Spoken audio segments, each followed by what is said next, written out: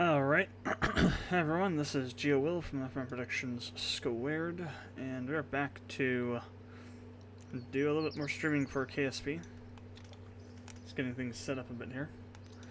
So, last night we did a bunch of stuff. We created a new ScanSat satellite, updated the, we updated the old one with the new stuff, and then put a biome and an altitude altimetry scanner into orbit around the moon. We also did a quick trip to Minmus to do some science stuff and got a bunch of science back from that. And we also toyed around with trying to create something to deorbit things around Kerbal, but I couldn't get it to work properly, so we just ended up destroying the thing with the terminate command in the tracker. So what we're doing today is we're going to be taking some of the experiments we got from the new categories that we unlocked with our science, and we're going to be trying to see if we can't get those up to the moon and to Minmus and get even more science. So let's head over to the VAB real quick. I'm going to load up the Minmus lander and well, actually, let's go ahead and design a whole new ship, a whole new lander ship. Let's call it a Kerbal lander. So basically, something that's designed to land on any, either on the moon or on Minmus, anything within Kerbal's sphere of influence.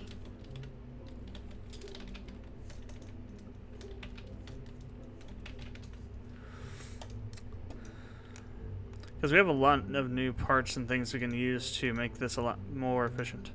Actually, we need to have, well, yeah, we need to have a command pod, so we'll go with the salamander. It is going to be a Rocco Max first stage kind of thing. Well, yeah, kind of. Maybe we should. Well, let's see. Maybe we can do, what I'd like to do is I'd like to be able to do two, let me see, where's the hitchhiker at? What size is that? Hitchhiker, where are you? Or even just the crew cabin. Oh wow, this has its own sound. Yeah, crew. The crew report has a new one of those. But I think that we can use this also to store like a second EVA report and a second soil sample. So we might be able to get a little bit more out of that. What size of part is this? I think it's just a regular part.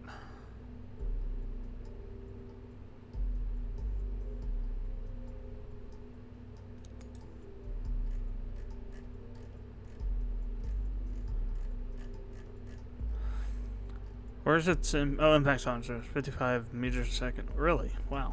That's a lot.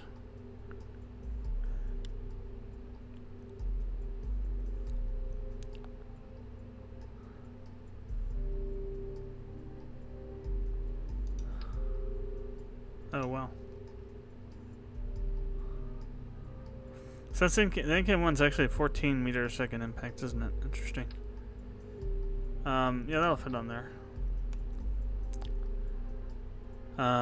Minimum crew to operate.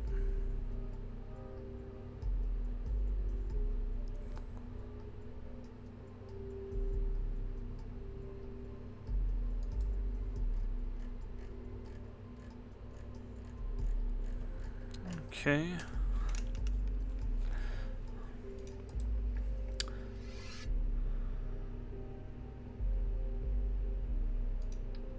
Oh, really? It's considering that to be the root. Oops. Let's change that. We need to make this the root part, so.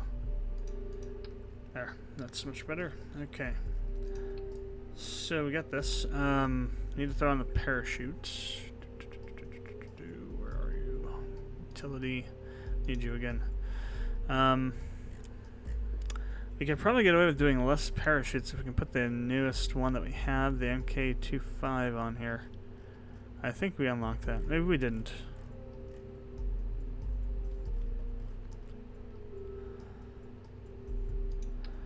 Oh, the 16 is actually really large on that. The XL anyway is. This is the standard one we've been using, I guess.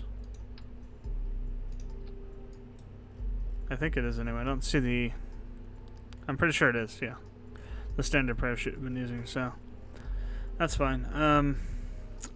What we'll want to do is we'll probably need, let's go ahead and put a mobility assister on here as well. That could help quite a bit. We'll need to modify it a little bit so it looks correct and not kind of really strange. Let's go ahead and also, well, actually we need to rotate it this way as well. There we go. Now it's fully lined up. Let's go ahead and, well, almost. I want to line it up at the door. So, there we go. So I'm gonna go ahead and extend this because, jeez, seriously, because I wanna add. Well, it actually goes down pretty far. That should be fine, I guess. I was thinking of adding rungs to it. Actually, maybe maybe that's what we'll do. Let's move this down. Oh, it doesn't go so far down. Okay, let me reattach.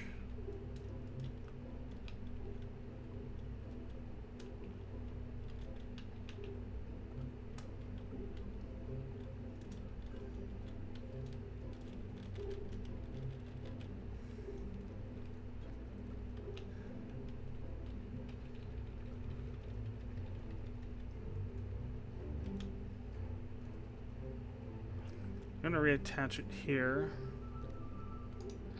And I'm actually going to pull it in a bit. I don't want it to be sticking out so far.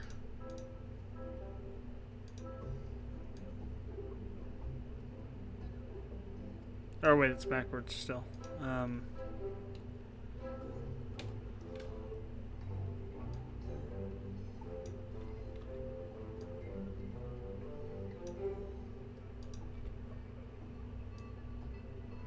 I didn't want there to be a little bit of a landing. Well, I guess that's where it should be. Then what we're going to do is there should be some like steps or rungs or something. Here we go. Some other mobility enhancer kind of thing. So what we'll do is we'll stick these onto our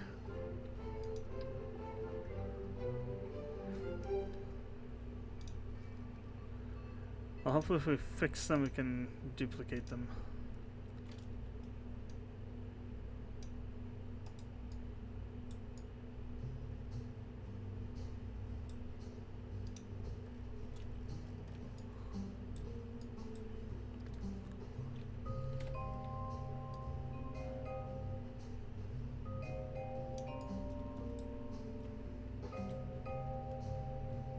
And it'll just keep all the adjustments.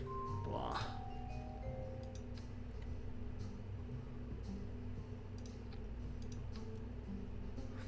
Just to help us get in and out of this thing a little bit easier.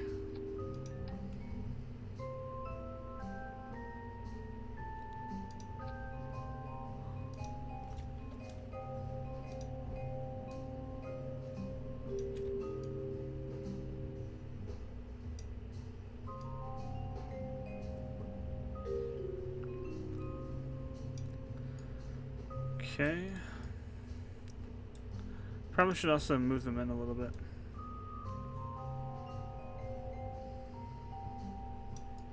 I'll take us right up to the door. There. Alright, that'll work. Let's go ahead and retract that.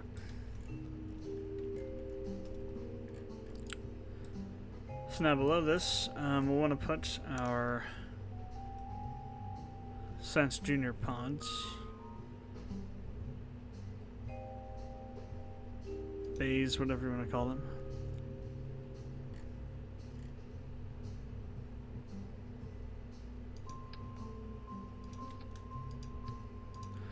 And then again below those, our heat shield.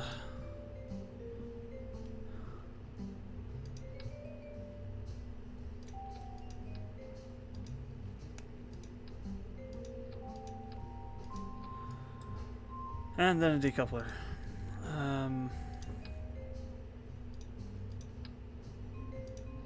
T12 decoupler. Next thing I'm going to do is we're going to put on some radiator panels. Radial ones. Let's go with the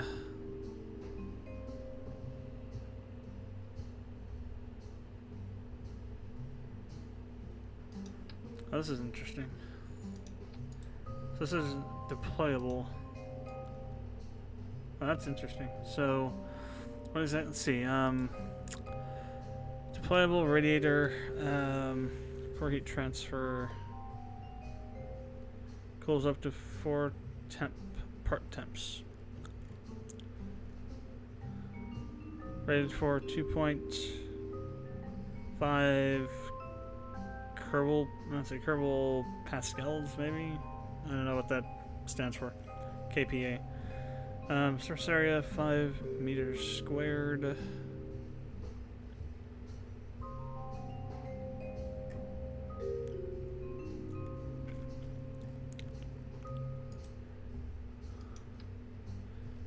So I think if we put on 2 of these.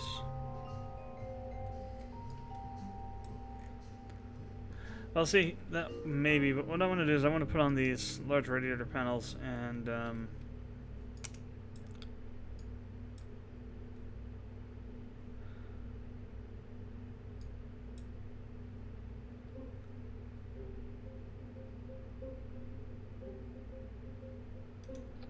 I'll need to adjust them manually.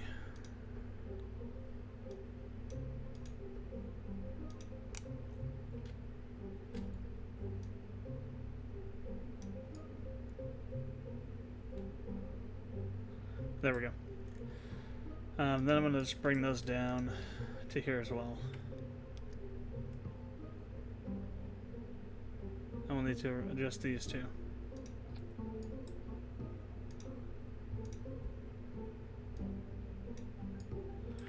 Alright, so now we hit the ground. If we hit something and start rolling, we'll actually be able to survive the roll, because this will protect everything. I won't lose any parts or anything like that. I do want to move this in a bit, though, because that is sticking out a little bit far.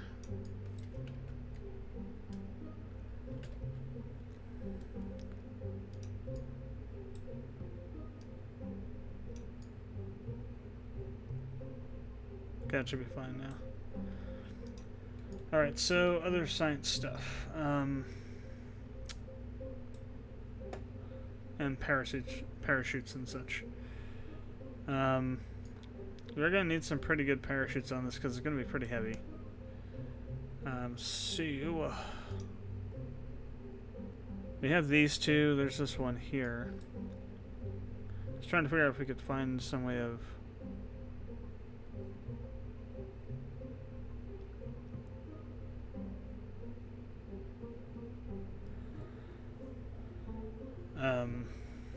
let's pull this off for a second. Maybe there's some sort of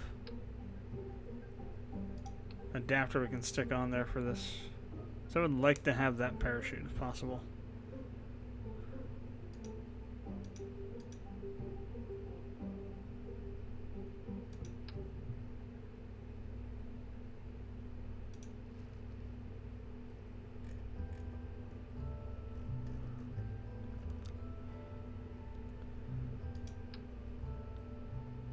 That's too big. That's still too big.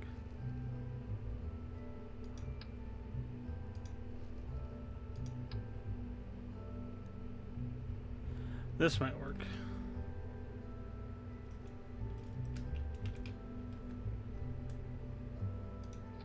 It'll look kind of strange, but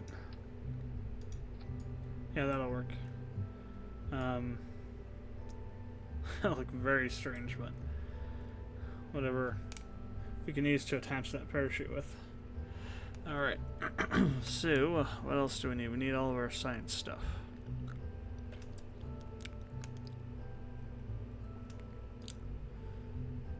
So, Mr. Goo,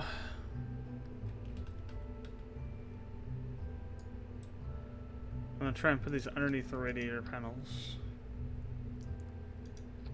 so that they're protected. So, infrared telescope.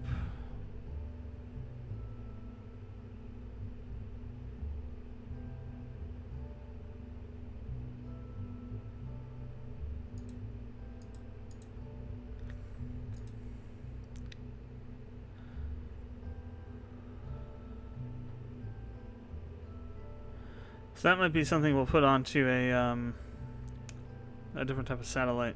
Send it up. Seismic sensor.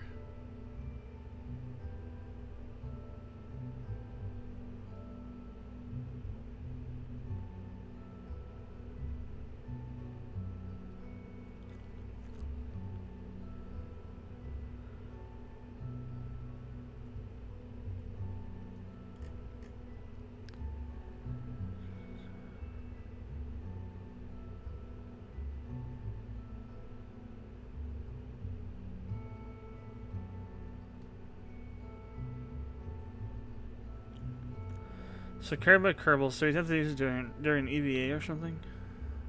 Can only be used in low orbit.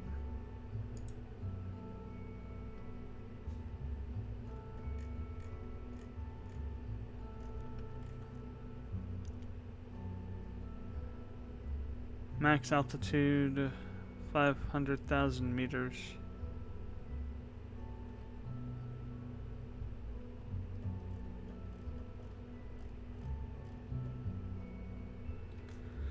Well, that's maximum. It doesn't have a minimum, so maybe we can use it on the surface. But it says low orbit, so I'm not exactly sure if we can or not. Might be something to look up, or we can just try and see what happens with it.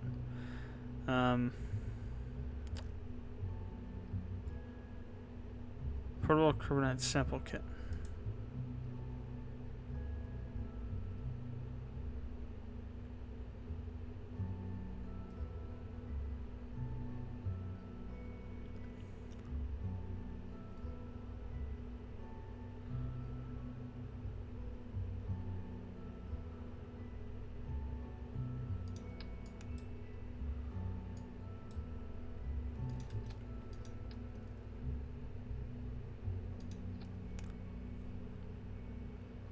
Kraken scanner. Research the Kraken.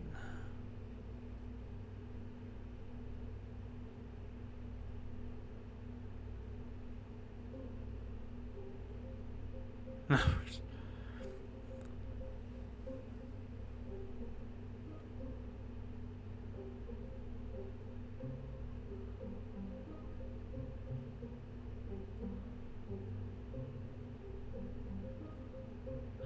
Oh, we have some new Kraken stuff as well.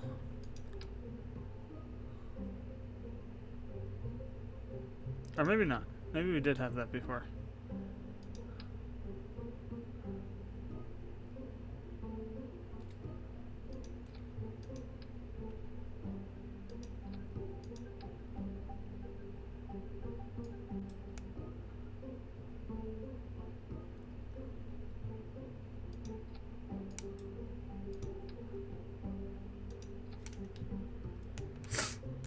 Okay.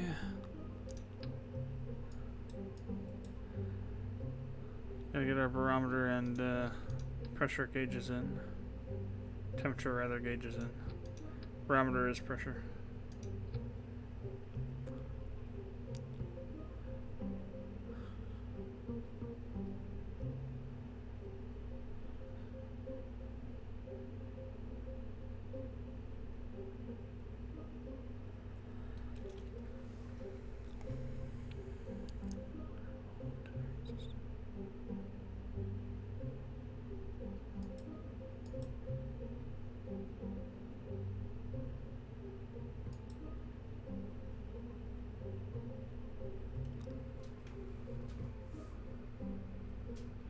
So some of these would probably be best set onto a satellite that has all kinds of stuff on it that's kind of single-use scanning and orbit kind of stuff. Kerbal core drill carried by Kerbals. Collect core sample.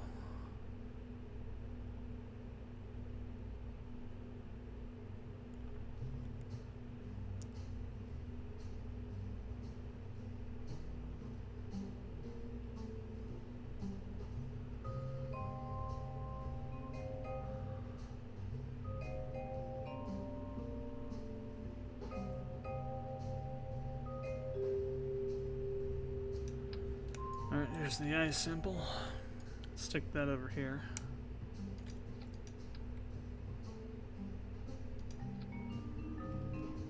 Blood sample.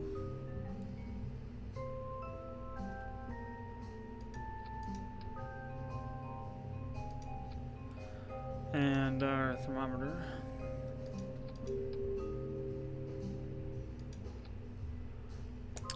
What else can we throw on here? Sample box.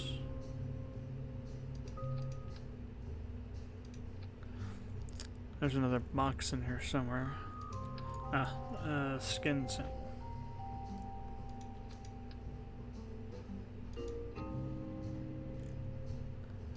Tentacle sample.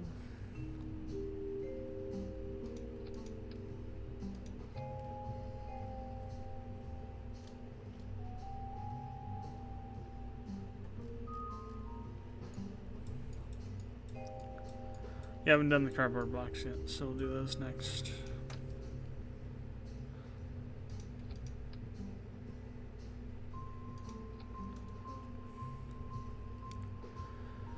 So what else is there? This is to measure magnetic field of a planet's in orbit. So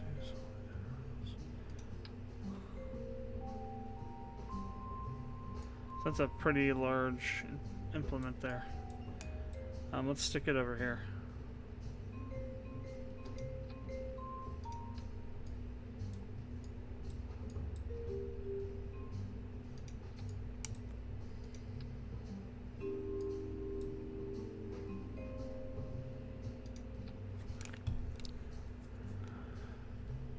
Okay, we got the goop pods, we got our barometers,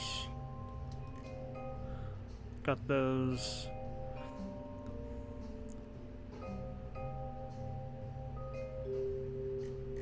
Skin tentacle samples we've got.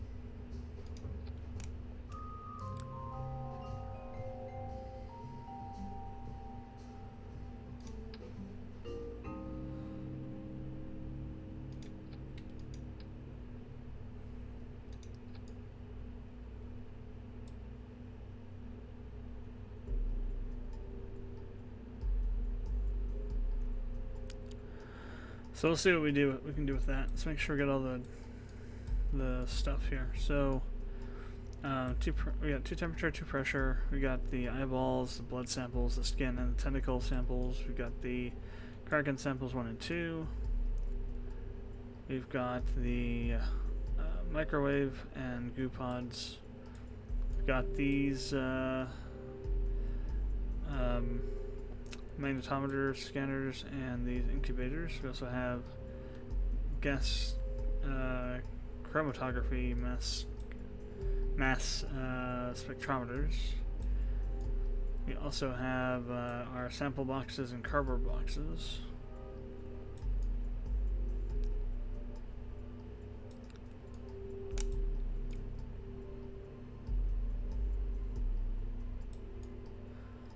Wait, where are the sample boxes?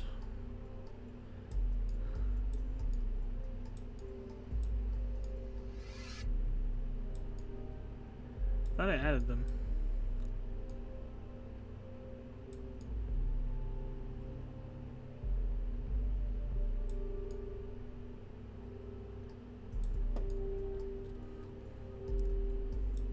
Oh, there they are, yeah. They're over here. Duh, they're both the cardboard boxes, of course. Of course.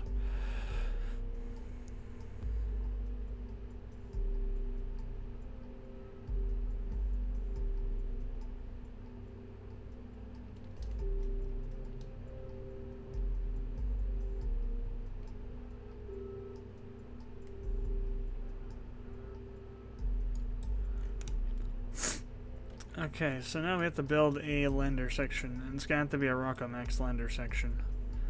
And we're gonna launch it with a Kerbal section. So again, you want to go one stage up from what you have. It's the easiest way to get something to fly. So we're not gonna need much, I don't think. First, let me throw on a Rockomax adapter. That's the wrong one. Then we want to do a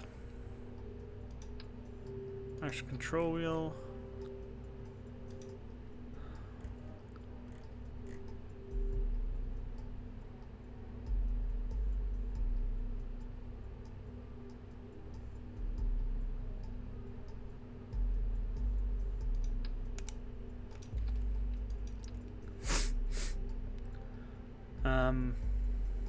Yeah, I think this should be fine. So we'll do decouplers, 4 of them.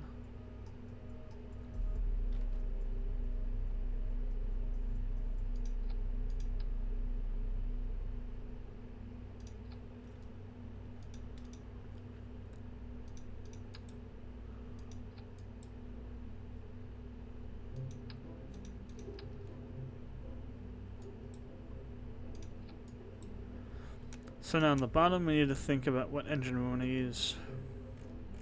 So it's got to be one of the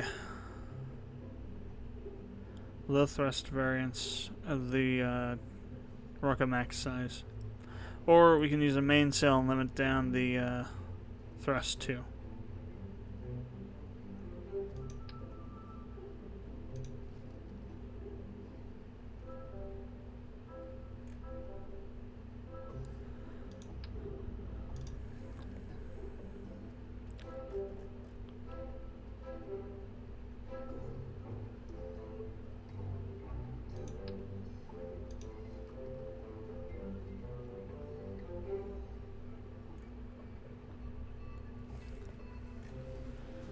Which may be what we have to do. So I'm not seeing anything Rockomax size that's low enough thrust.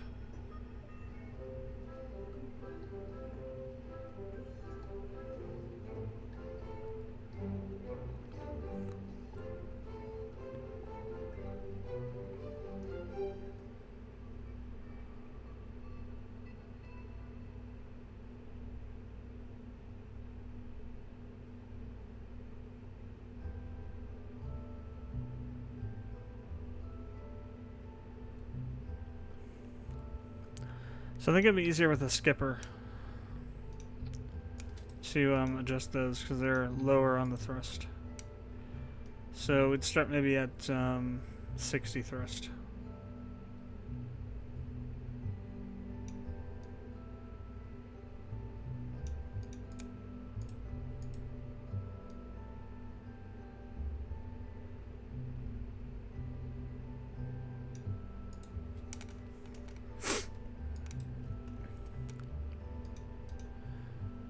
So let's fuel line those together, and then strut them up.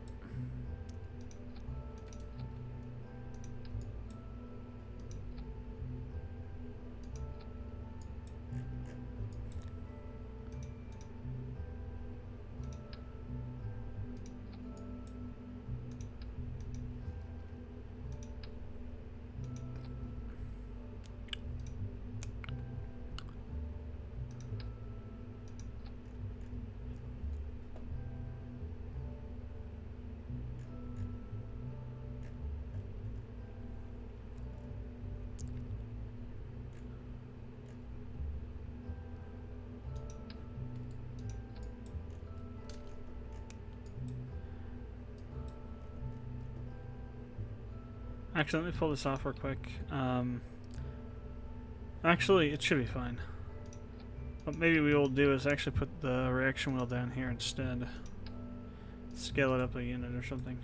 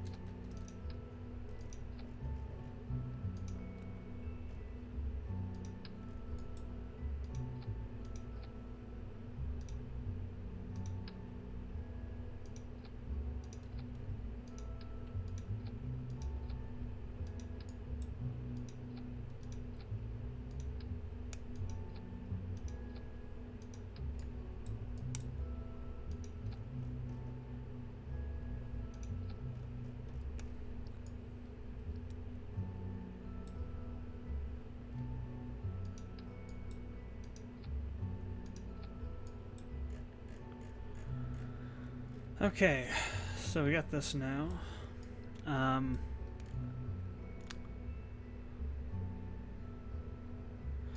Oh, we probably want to add one more Rocket Max stage, actually.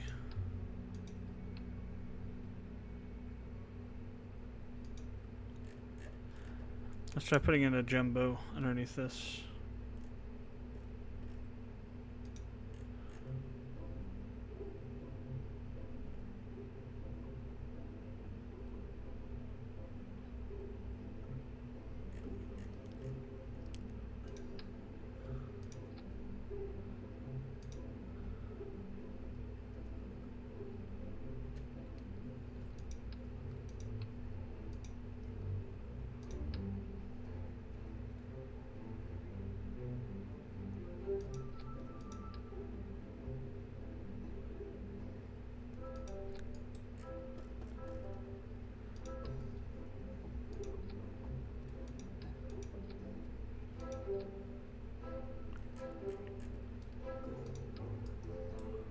Actually, no, these ones we want the main sails.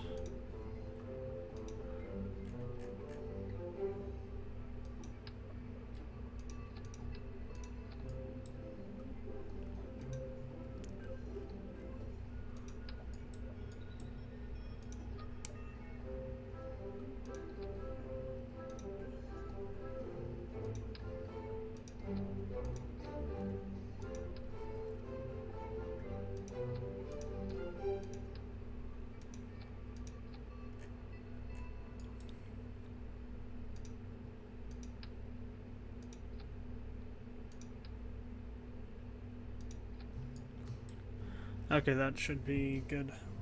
It might be too much. It might be not enough. I don't know. We'll have to see. That's where the testing comes in.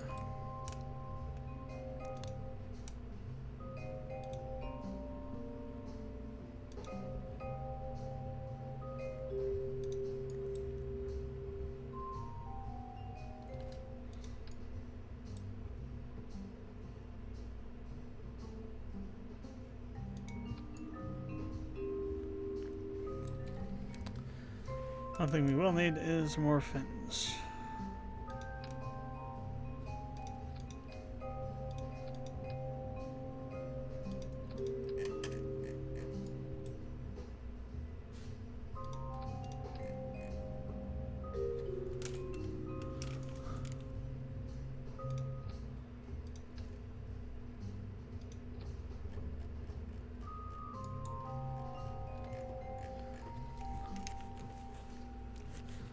Okay, and then on these outer ones, we want to put in our landing struts.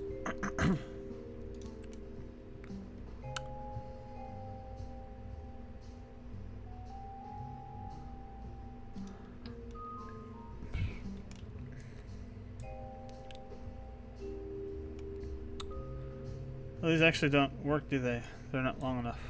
Crap. Just now realized this. Damn.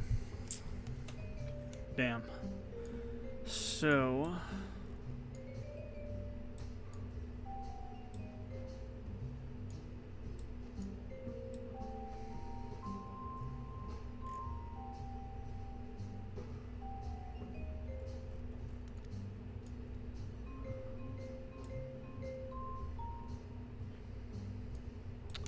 Alright, let's just go ahead and scratch this. Oh, we'll save it and we'll update it at some point.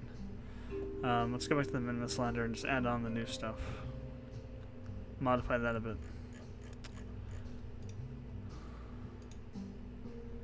So it still works, we just need to go through and fix a couple of things. First of all, let's pull this off. And put in a...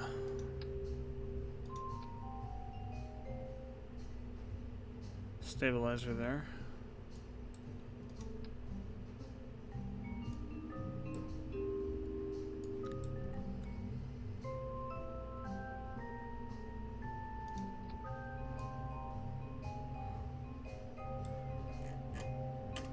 Those are mainsails, so that's fine. We can probably actually take a tank off, actually.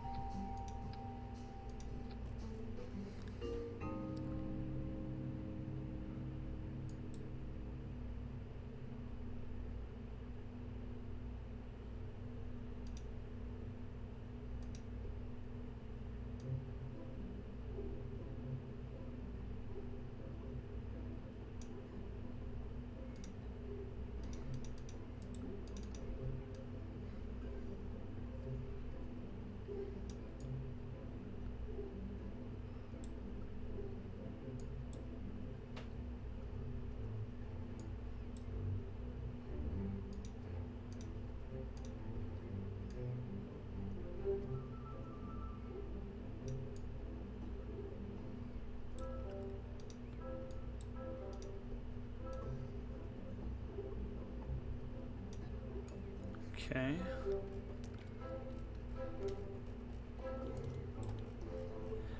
So I want to replace these micro landing struts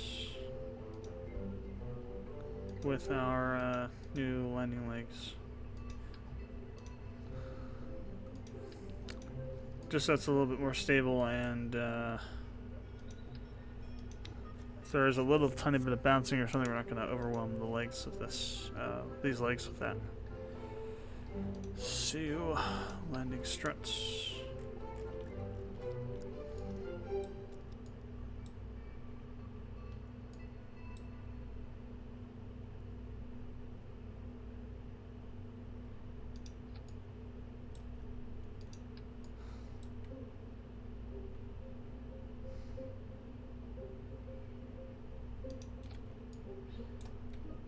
So, how's this? So this, let's do this. Let's make this line go through this bolt. It'll be an easy target to line up.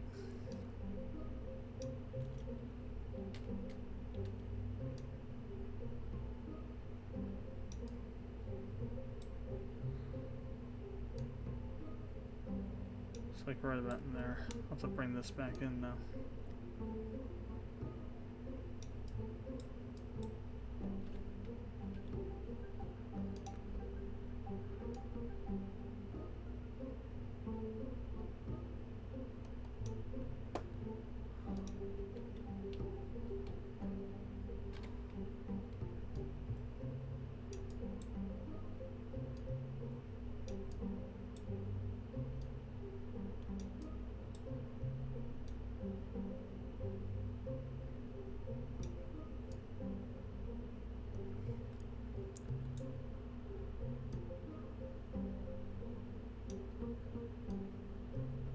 So something kind of like that.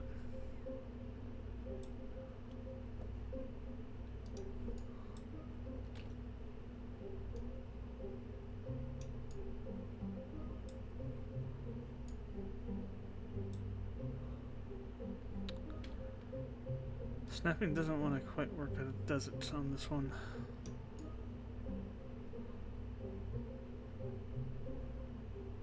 It's pretty good, actually.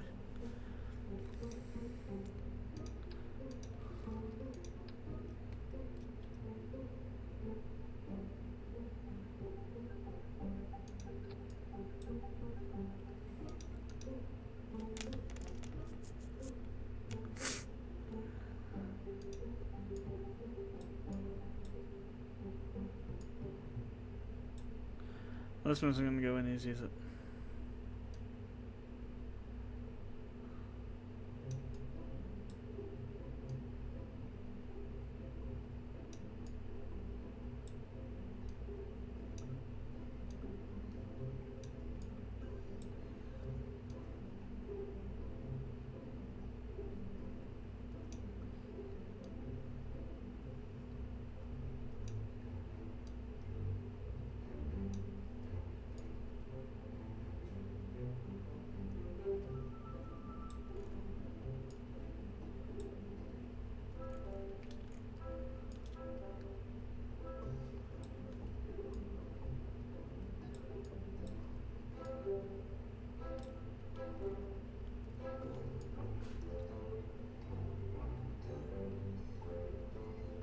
That looks pretty good, actually.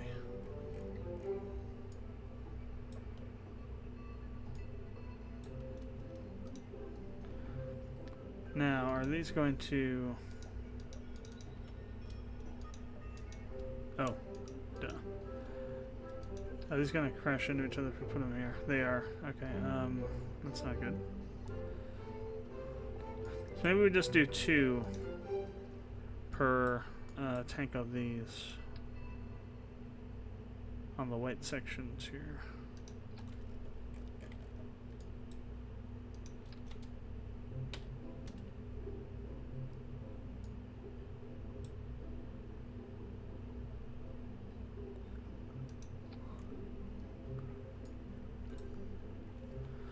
Actually, it's probably better not to push it in, just to have it line up at the bottom of this.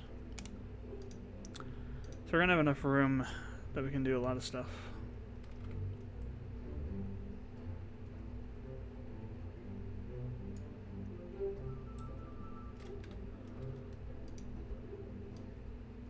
can do any amount of height that we need to do.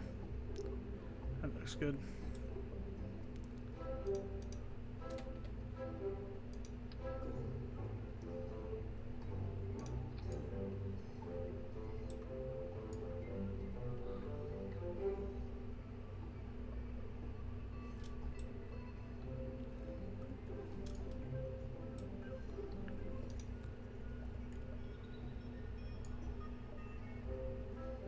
Oh, those aren't even really attached, are they?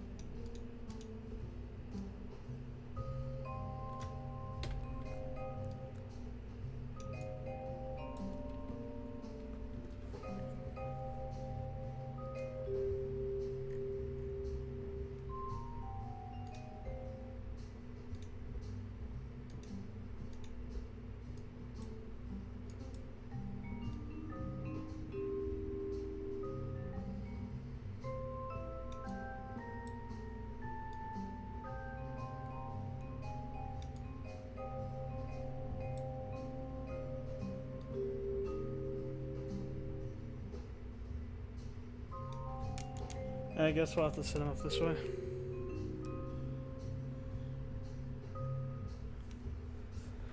Ah, damn it! Don't have to kind of do this sort of thing with them, but unavoidable, I guess.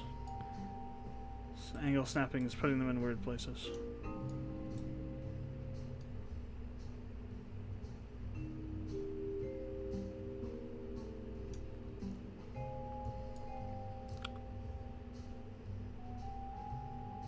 It's actually good, I think. So I'll be pretty close to each other. Okay, I also want to change the settings on these.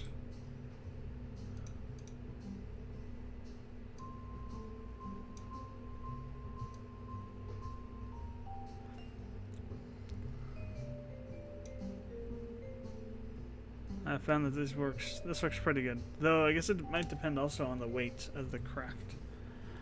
We'll have to see. Let's just set these on override. Auto. I mean, not override. We'll just let them do what they're gonna do for the first test of this thing.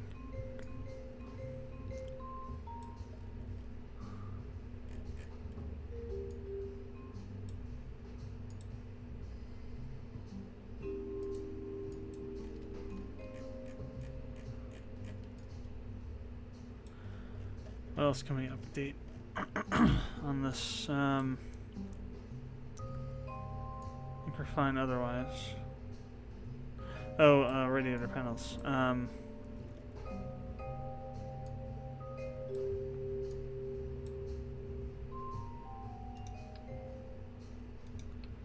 not sure how we want to do this. I'm just going to pull off all of our parachutes for a second. We're going to trash these. Actually, let me pull off everything that we have on right now. All the tests and everything.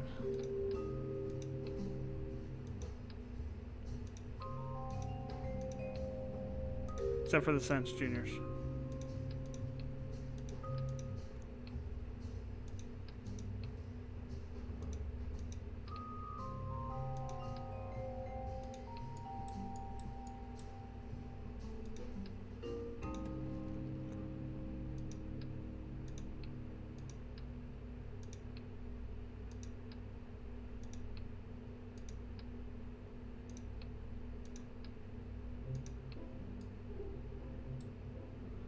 Jeez, how much stuff do we have on this section? Jeez.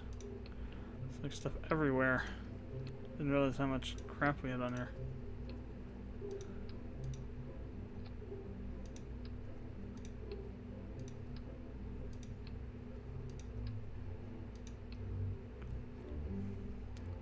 Parachutes can stay up there. Like everything else is off. So let's go to heat control, thermal. large radiator panels, and set this to 3.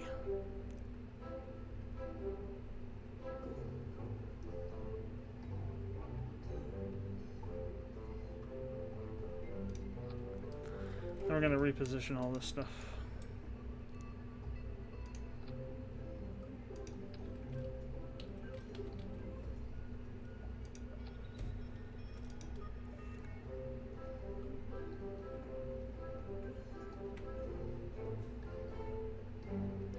And yay!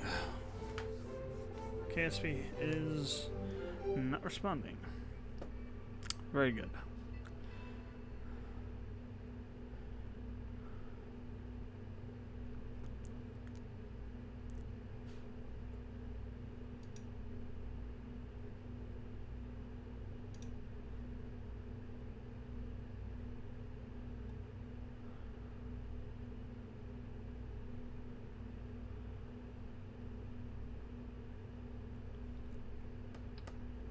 Oh, there we go, finally.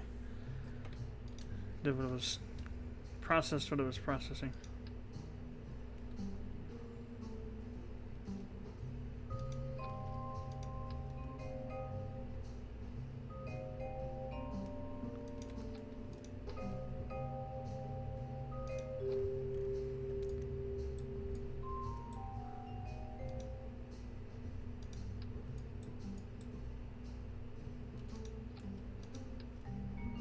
Try and make this a bit more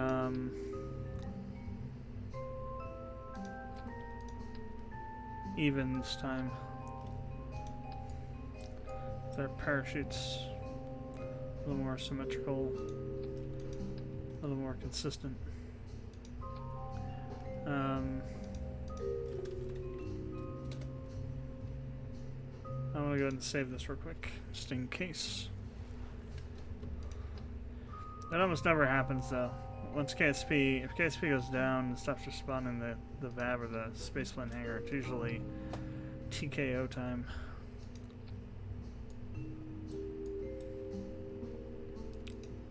Okay, let's go and throw out these parachutes. Don't need them. We've reattached everything manually. Crap, why did I open? AISO for all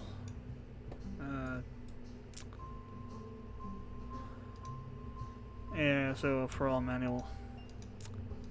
There we go. I was dragging this over and my mouse went over the edge and clicked on something over on the desktop. I have one click turned on to open stuff up. This makes it a lot easier to deal with things. Although when you click on something it opens it up, so that's a drawback. Now I'm going to try and stuff everything like we did before on the other one behind these radiators. Like literally behind them so that they're protected from re-entry.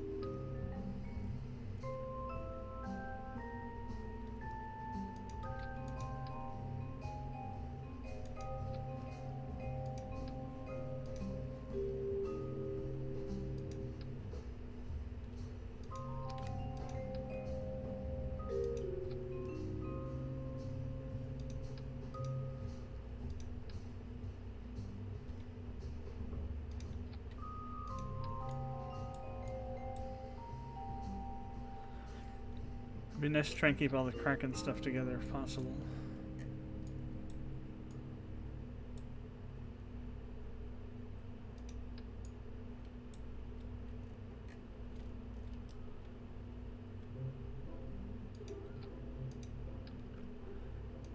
Of course, selecting all this stuff is going to be very fun. So we can set up the, definitely we'll need action groups on this stuff. So now we're going to be able to click all this in any kind of reasonable time frame.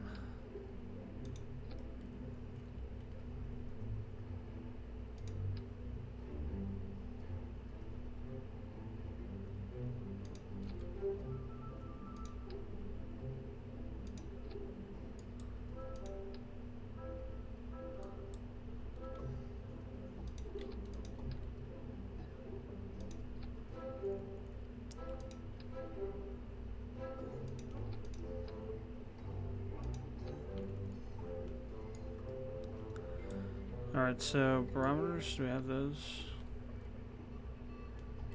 So we got the, we got both eye samples. Got both microwaves. Got sample box, we've got the cardboard box. We got thermometers, we have our eye sample. What about barometers? I think they're in here too. Just gotta find them.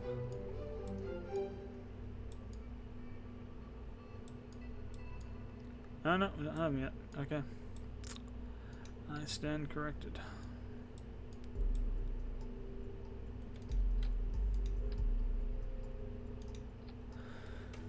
Okay, so that's all of our science stuff re-added. Now it's adding the new stuff. Actually, let me go ahead and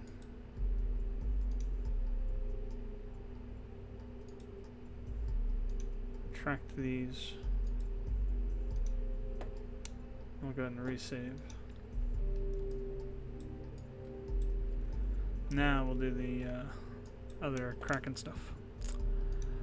So, Kraken sample, Kraken specimen 1.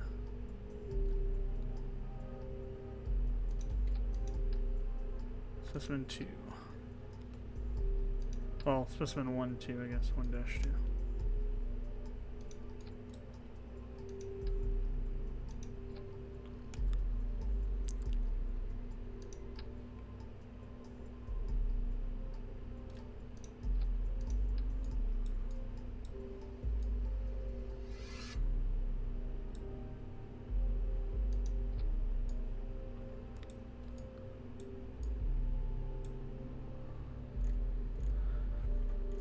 There's one other thing, tentacle. Yeah, there's tentacles there. Wasn't there one other one I tried to put in here?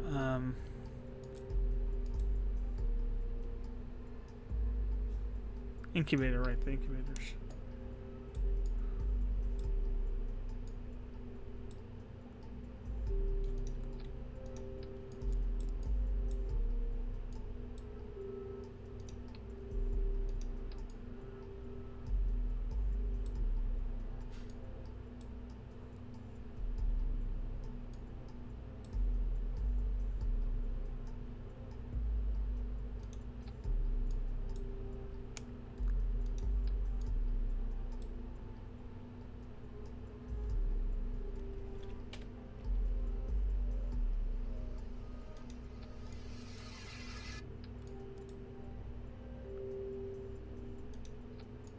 Okay, so now we got all of our science stuff on here.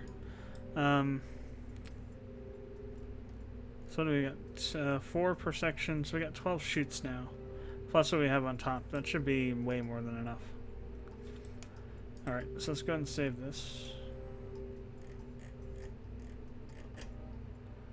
And what we'll do is set up our action groups now.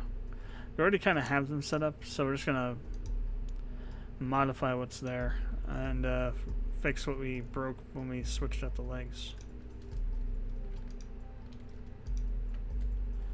So extend retract.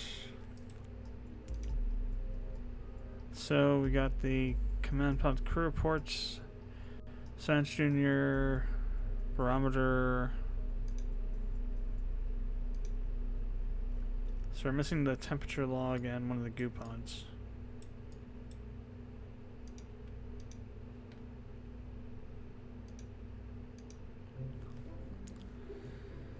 Okay, so Science Junior, barometer, thermometer, goo pod, crew report.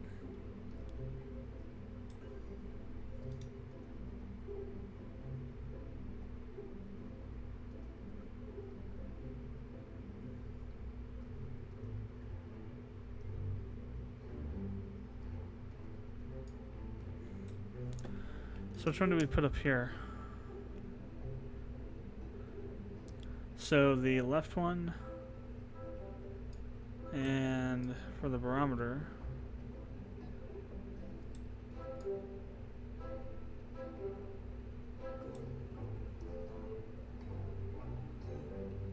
I think it's the upper one. Yeah. So down here,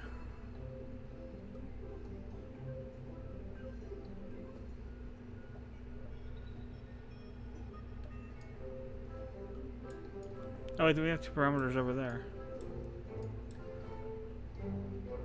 So why do we also have two here? Crap. Okay, let's go ahead and got some fixing to do here. I can take these off. Ah, come on.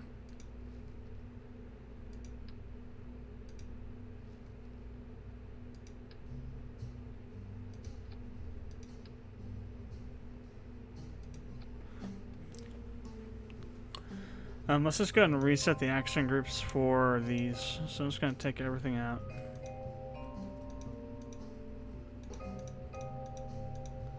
I'm just going to reset these entirely. It's because things are just, there's too many things that I messed up. So custom 2 will be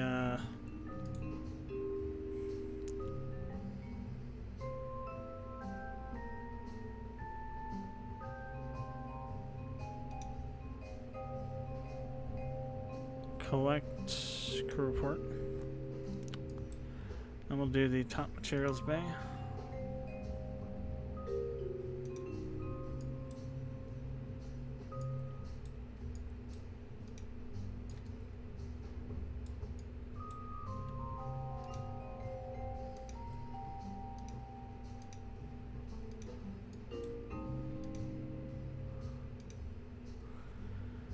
And we'll do pressure, temperature, and observe Mr. Goo.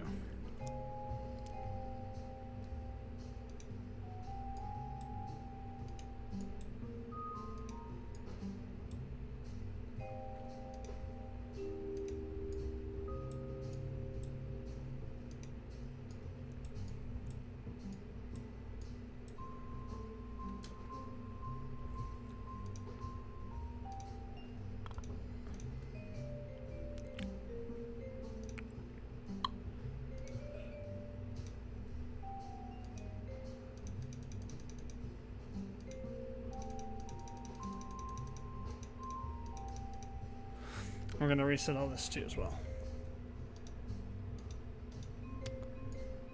Alright, so top ones.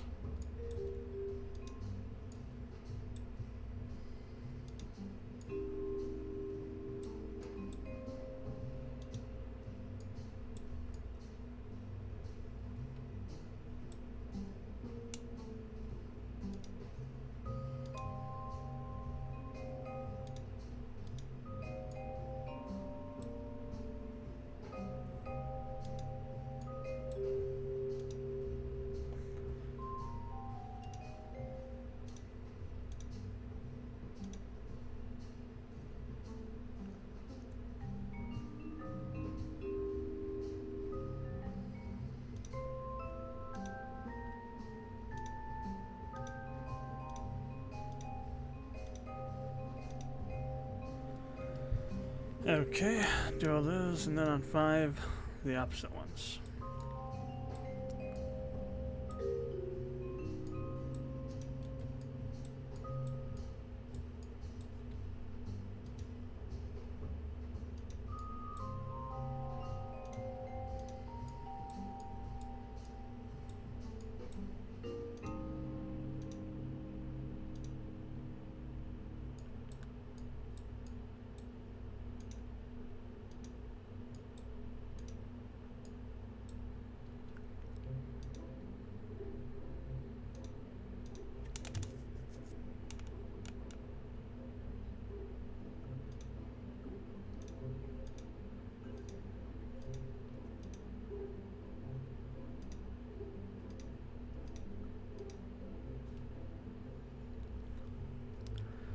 Okay, it should be all the keys bound.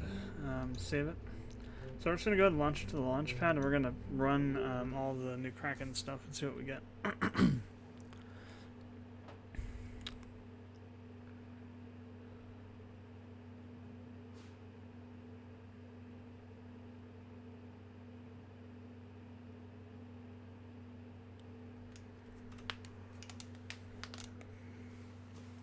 This doesn't have any of the stuff we just unlocked. Well, it might have some of the stuff we just unlocked, but only the Kraken-related things, I believe. None of the other stuff. We'll also have to create some sort of crazy satellite that will have a lot of that stuff on it.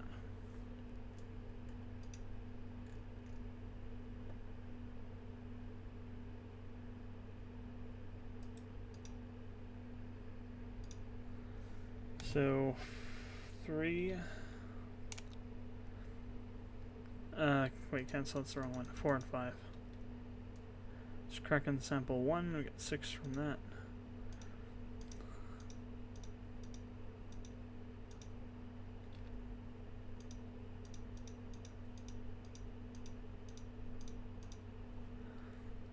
Let's go and recover.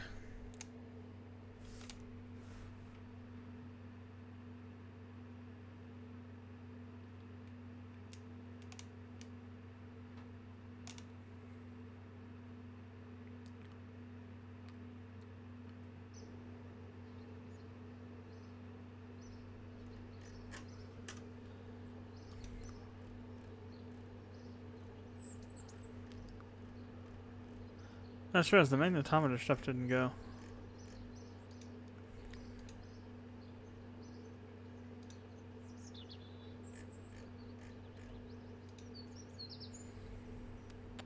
It might be because we have to be in orbit for those to work.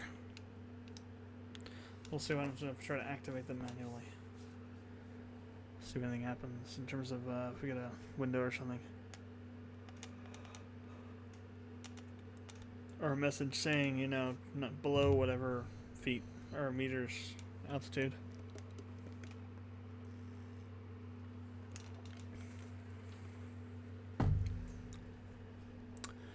If this ever loads. There we go. Let me deploy the fairing so I can get to that stuff. Or at least try to see if I can. Here we go.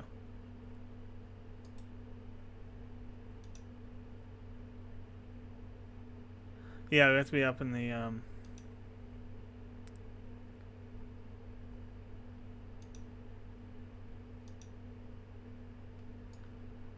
it's up in the atmosphere, I think. Alright, let's go ahead and revert to launch so we get the fairing back, and then we'll try and launch this thing. I don't think this stuff will have added too much weight, but we'll have to see. Maybe it has, maybe it hasn't. I'm hoping it's not too much. So I've actually reduced it by, remember, reduced it by one jumbo 64 tank in the middle here. So this is actually a 2 tank now instead of a 3 tank. So it should have a little bit less weight to carry. I didn't even decide to check if the staging was still good or not.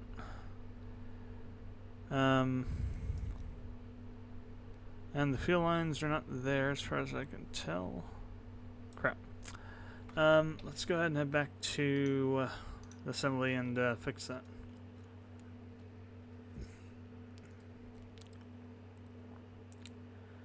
Let's get a couple staging things we had to deal with. We also need to do the fuel lines.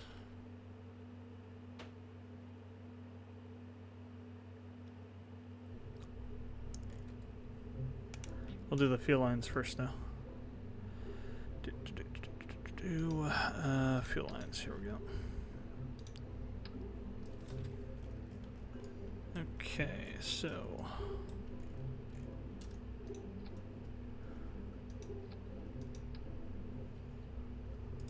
and of course, oh right, it won't let us. We'll have to do this manually. It'd be really nice if you could just set it somewhere and then let it actually work that way. Like, if you set it to 2, it would stay at 2. There's probably a way to lock it. I'm just not sure how at the moment. No, I don't want to grab that. Only the fuel line. So we're just gonna asparagus stage all this together.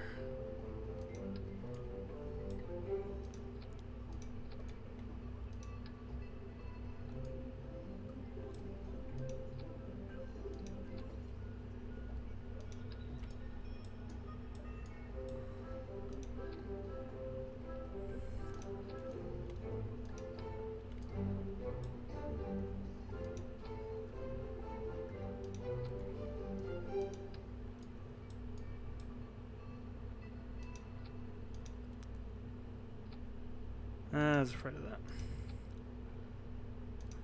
There we go. Okay. Now staging is kind of jacked up too. So we got these 5 going, which is correct. Then we got these, which is correct. Then we got these, which is correct. Then those, correct. Then the fairing, then those, correct. Okay, no. Okay, we set up the staging, the asparagus staging, asparagus.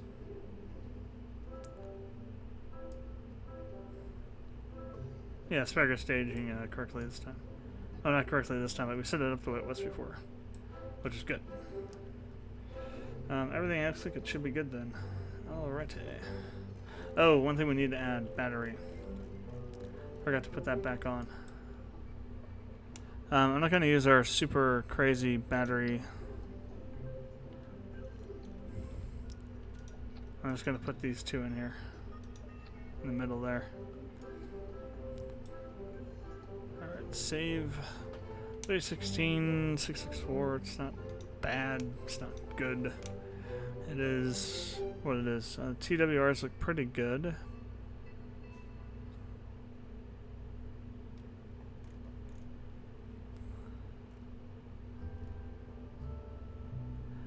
Though this stage might be a little. So stage 2 is pretty. Well, that's for Kerbal though.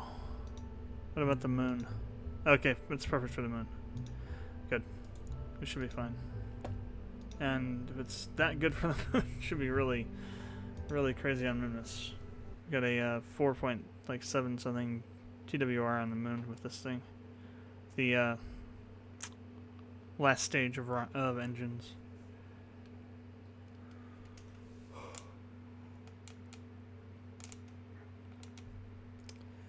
Okay, let's do this, get this up to the moon, and, well, first let's get to orbit, and, well, yeah, let's get this thing up to orbit. I'll run half of our tests while we're flying, and then the other half while we're up in orbit, and, we'll get the science from that, then we'll do a trip to the moon.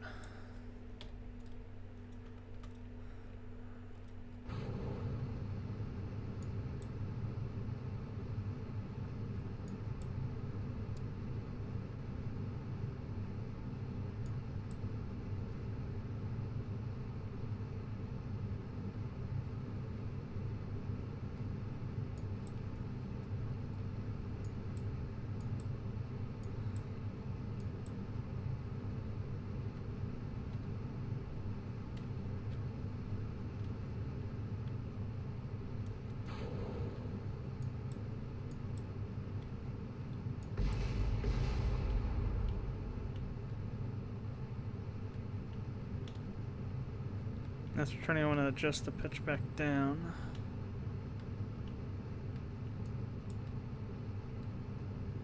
Because when we do these turns, it changes our trajectory a tiny bit sometimes.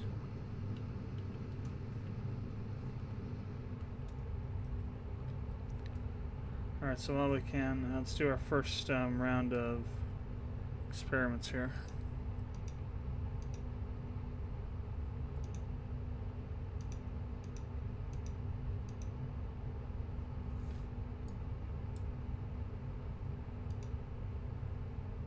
Is that one of the magnetometers? It is, isn't it? Oh, crap. Okay.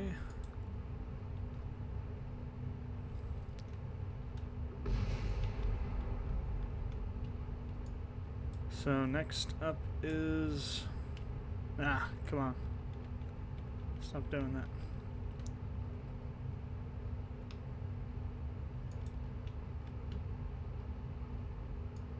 The ones that are actually there. Good. No training needed for those.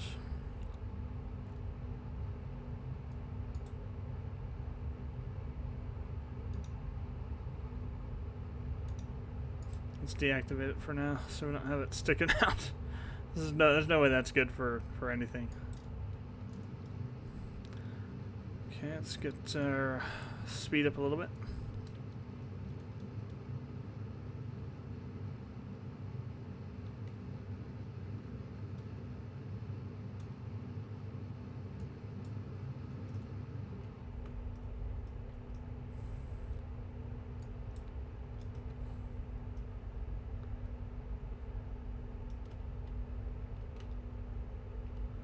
I just want to angle up a bit more.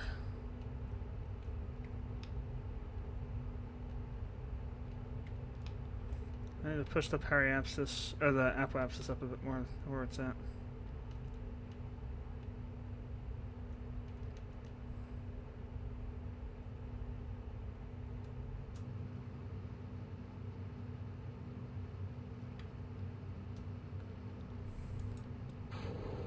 Oh, how long have those have been gone? I wonder how long those have been out. Probably a while. Oh, we're burning up a little bit. We're not catching on fire.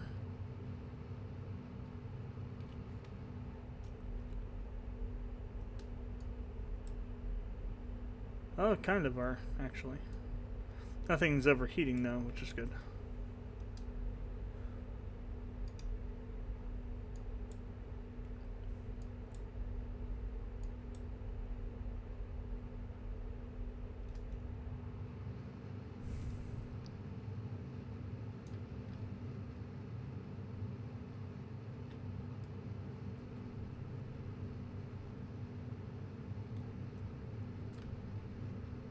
Let me go back up to the 45°.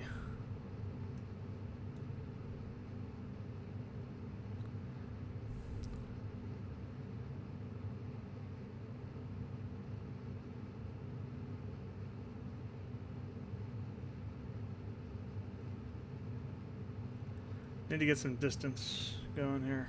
And we do. Okay, good. Now let's go ahead and go back down.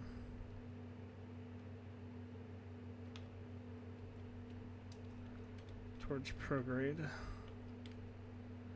little too much.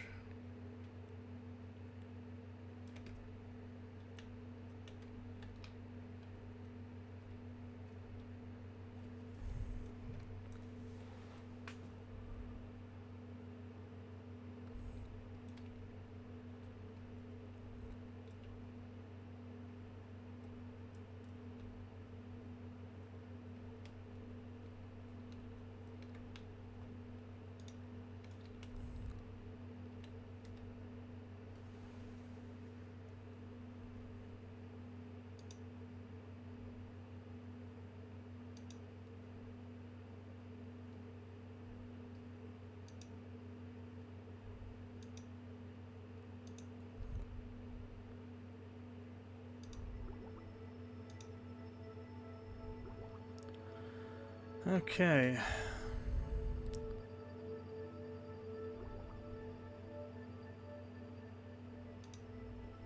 Should be pretty close to the apoapsis now. Go ahead and burn out the periapsis, and then we'll run all of our experiments, the second group of them. And we'll do both magnetometer, or both the magnetosphere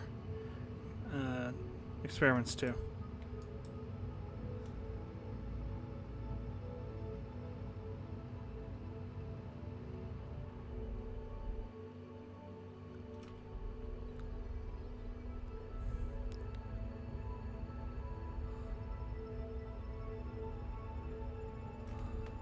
Alright, that should be good. So, one landing gear, 2, 3, 4, 5.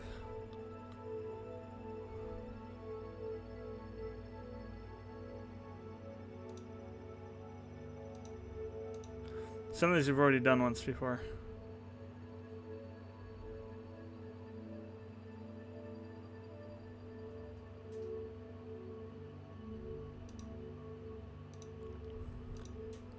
So we won't get anything from them. That's fine.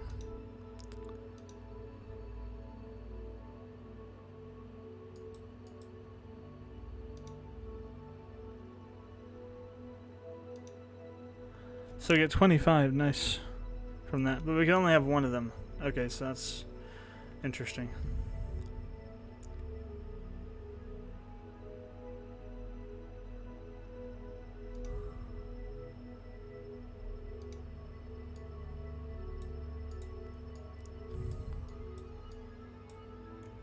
Alright, so let's jettison the fairing. We can also jettison this stuff once we get the orbit deorbited. Let's go over to the AP node. And then we'll, God, the one's got all this crap around it. And then we'll burn in the periapsis to about 34k. Well, we'll do 38 just because that's what's worked in the past pretty well.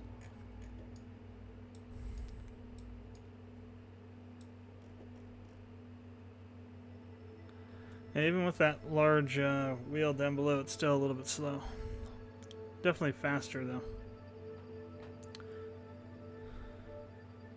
than the other version of this vessel. Joro. Eventually, yep, we're going to the moon.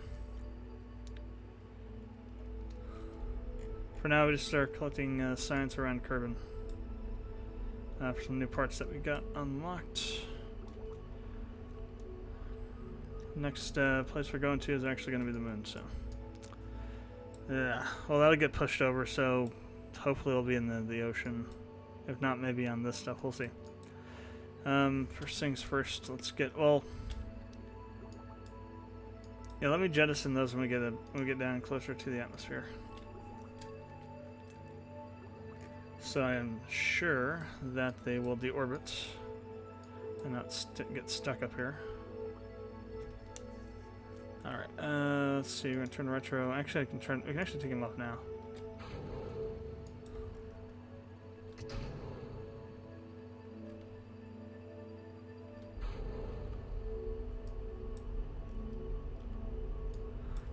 I do want to kind of burn a little bit more just to make sure they're away from us before I jettison these. And then there we go. Oh crap. Let's make sure that goes somewhere else. I forgot that I turned it on barely. Okay, it's gonna fly out into space, that just little section there on its own. That's awesome. It's gonna be like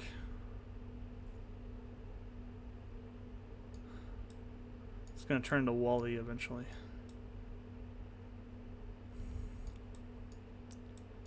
Flying out there and running some sort of either that or it'll be the space probe from Star Trek 1. Get found by some advanced alien civilization and be turned into some catastrophically planet-destroying object. Yeah, I guess we can time scale through this a bit. Just gonna make sure we come out of it at the right moment. Just right about here.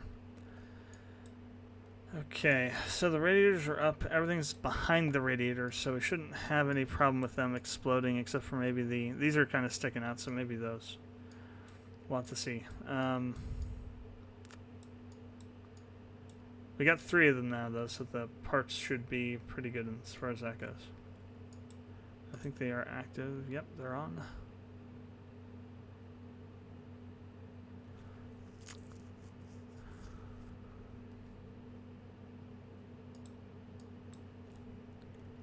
Alright, let me just go. I think we're fine. Just kind of come out here and check a bit. We're not low enough yet, but it is pushing us over water. That doesn't mean a damn thing, though. Well, we do have some heat buildup, but that's to be expected. It's probably the... What is it that's heating up? Yeah, it's that stuff sticking below the... It's this stuff. The part sticking below the heat shield. And some of the larger parts. Easy enough to deal with. We just gotta rotate a bit and jiggle the vessel around. Seems to cause it to recalculate the heat buildup on the parts. Say a nifty little hack. Just want to go take a check. Rats. Yeah, we're definitely going to be over land. Well, I don't know. Once we get past the heating phase here, I'll go take a look and see where we're... No, we might be over water, actually. If we're not over land by the time we exit this phase of re-entry, usually we'll be... That means we're going to be landing in the water. And we are definitely over the ocean. Oh, other continent. That's going to come down somewhere, though. So we'll see where we end up. I need to focus on not blowing things up here so we can get all of the science that we just collected. That way, we don't have to redo anything. Some of these parts are a little annoying. They don't immediately... You have to do a pretty steep kind of deflection from retrograde. Come on, get through the friggin' atmosphere already. I want to figure out where we're at.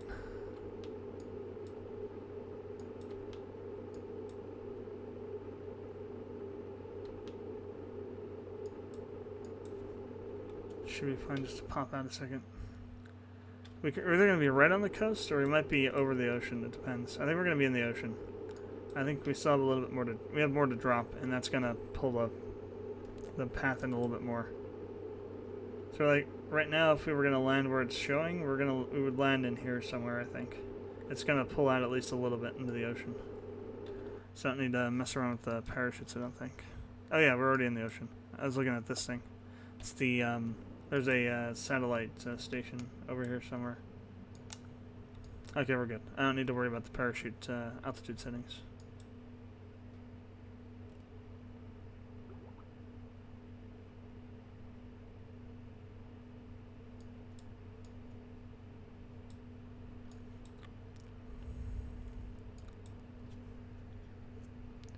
Now, hopefully the extra stuff isn't making us so heavy we're not going to slow down enough. I don't think that's the case because we're at 400k or 400 ms right now at 12.6 up. So, yeah, no, we're going to slow down plenty. I want to wait a bit more though.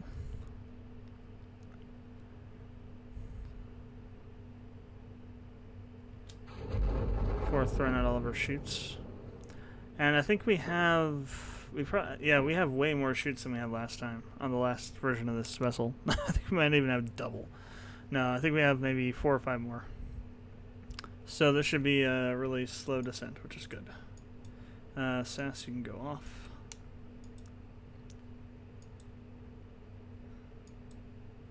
And we can just safely time warp through all this.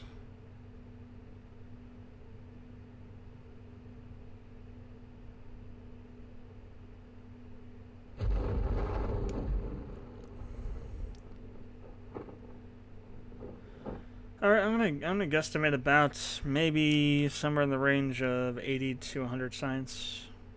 That's my guesstimation.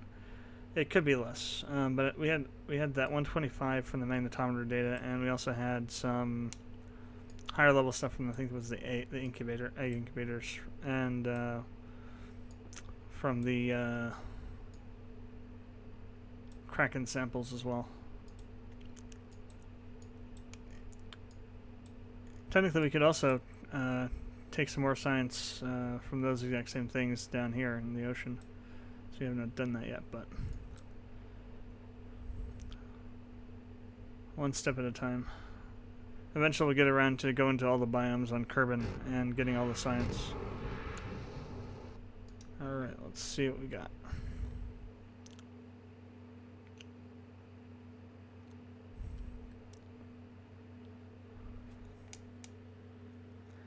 So whatever we get, well, yeah, whatever we get from here, you could probably multiply it by about 4.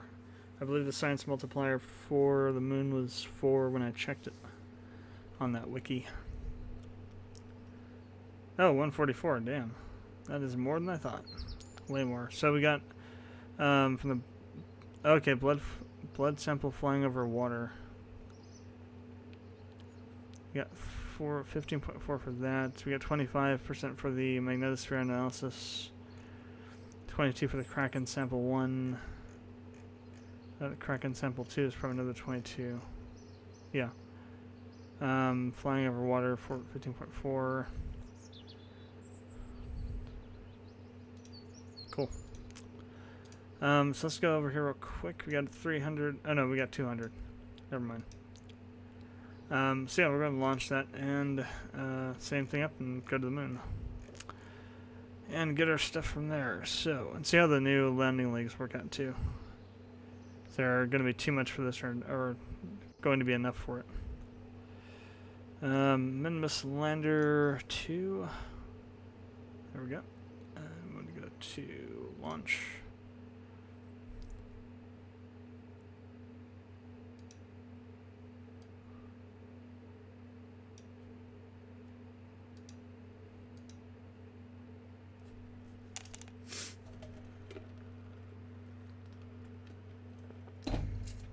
So I'm going to go up on this one, and I'm going to land somewhere we haven't been yet.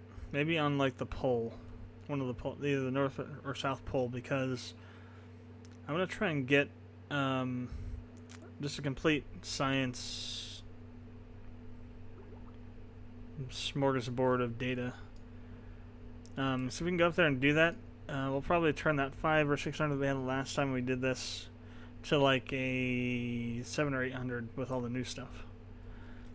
So, which would be very helpful. Let's go ahead and get up into orbit.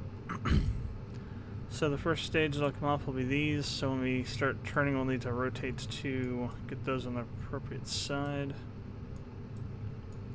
I'll wait till we get to 200 meters a second though. Now we'll slow down a little bit so we're not burning so quick. Actually, no, the first stage will come off before we get to the turn. Right.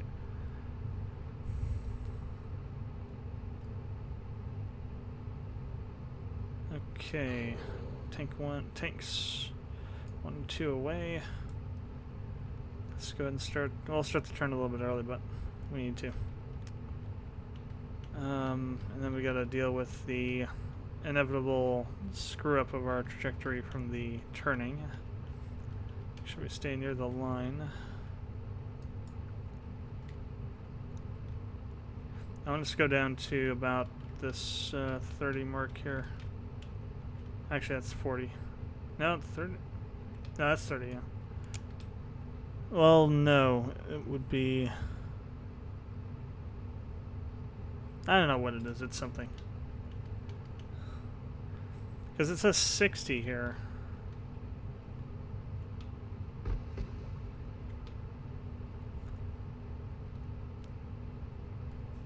This thing's trying to do weird crap.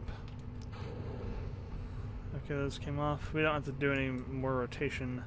These two other next ones will come off, and we'll just take them off as we go on. We do need, however, to go faster. Need to put some space between where we're at and the apoapsis node.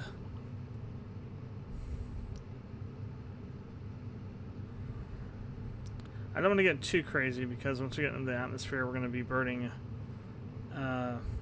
periapsis out, and that's going to get pushed up a lot. But maybe something like 7,000 or so, 10,000 meters higher. Actually, I didn't mean to do that. I don't want to cut the engine, so I want to turn down more. Start burning out, building up the speed at the right direction to bring out the periapsis node.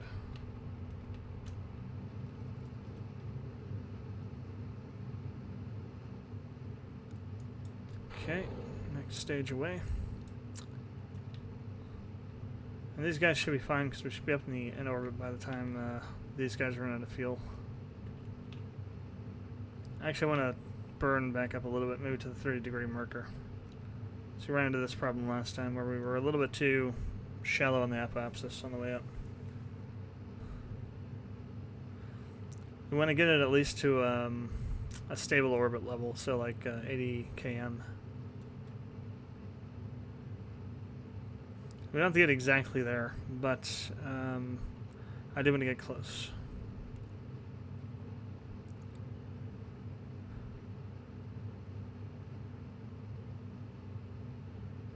So that we're not when we go turning down below the horizon marker, we're not going to be burning the apoapsis node back down to the atmosphere. All right, that's pretty good. So I'm going to turn down the engines a little bit while I'm moving, so we're not pushing that so much.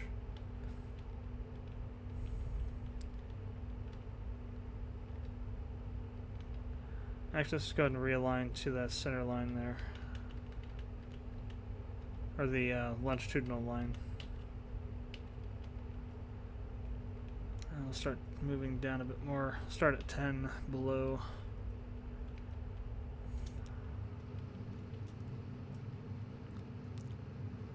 As you can see, we're already pushing the apoapsis up pretty well.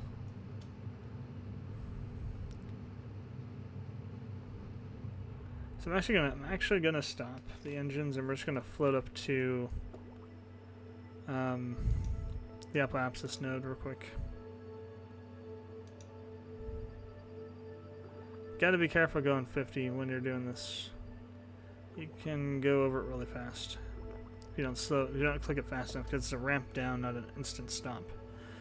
And we're gonna have to rotate back to prograde anyway, so it's gonna take a little bit of time. Oh, we're almost done with these two stages. The next two stages, or the next stage, next two tanks, which is good. We had way too much fuel before, I think.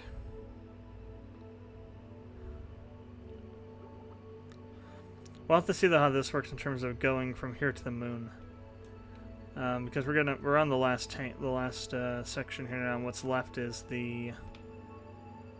Or do we have another? No, yeah, it's the landing stages. Oh.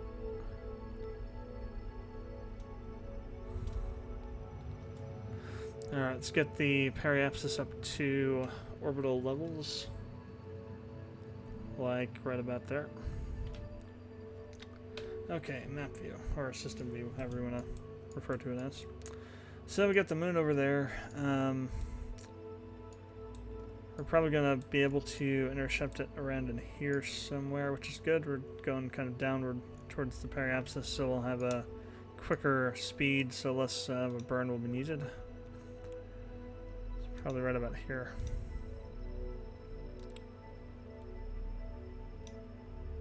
And there we go. Let's try and clean this up a little bit.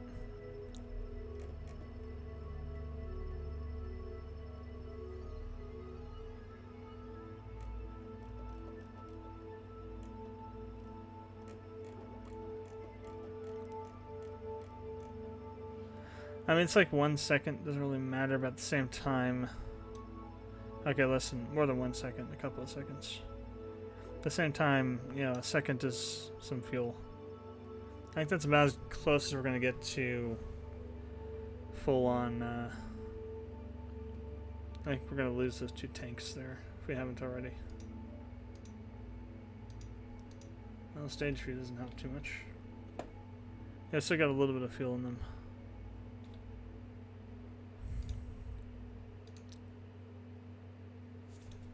I'm gonna go ahead and actually just burn that off right now. Oh, never mind. No, we don't.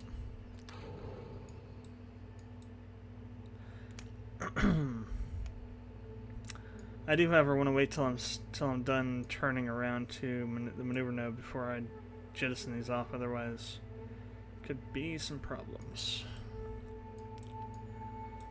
I forgot all about taking the fairing off, but that was good. Anyway, so well, the fairing does add a maybe not a ton of weight, but enough that would affect the fuel efficiency, so that might have been a mistake there, but we got plenty of fuel, I think. Alright, so we're done turning. Let's go ahead and jettison those two. I'll just burn a little bit towards it so we move away from them a little bit. Alright, now we just need to warp to the node point.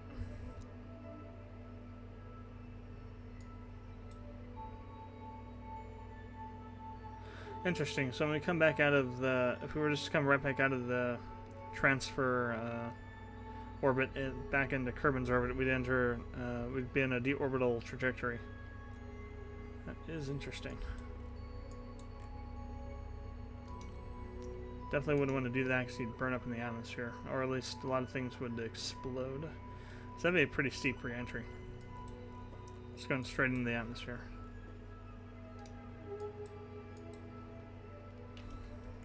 So I'm at 13 burn. Alright.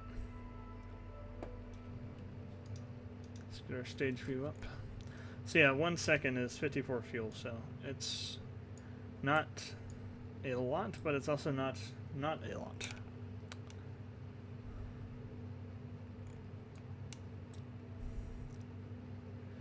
So we saved, what was it, 3 seconds? So it's like around 120 liquid fuel and 150, 160-ish oxidizer.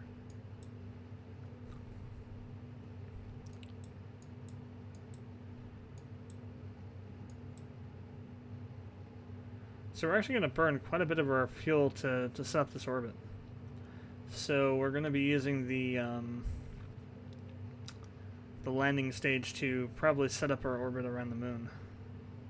So we'll barely get our transfer orbit created here with what we have in this tank. So I got 17 seconds to go, so 10 seconds is, well, maybe not. Maybe not. Actually, we'll have 40% left. I was thinking there was a lot more time left on the burn than there is. And I'm going to watch this instead of watching this because we're probably going to have a little bit different of a...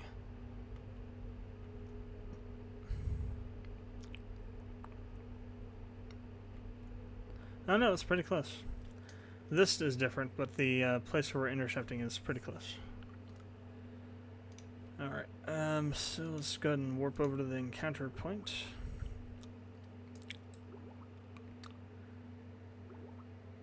And then we'll pull in our orbit and we'll do the inclination burn to put us on a orbital plane that we can try and land on. I'd probably want to try the North Pole.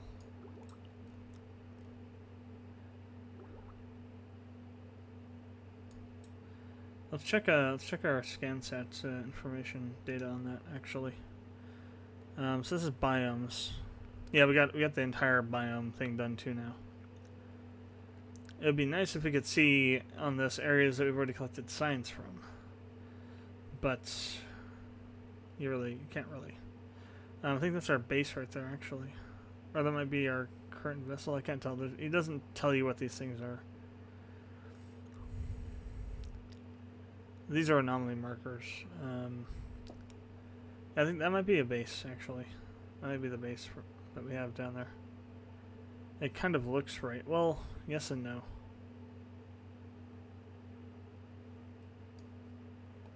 We got plenty of time to the periapsis node. But we want to just look at those, the altimetry and the slope. So the poles are... Well, it's actually kind of... It is kind of high up at 6,000 km. Well, it's 4,000, 3,000. It's not too bad. It's usually... These are lower in the craters, but... Where we've landed before, it's been about... Yeah, so we've landed in these kind of areas before. 6 km, 5... Well, it's a little bit more than what we've done before up here. Now let's look at the slope data, though, too.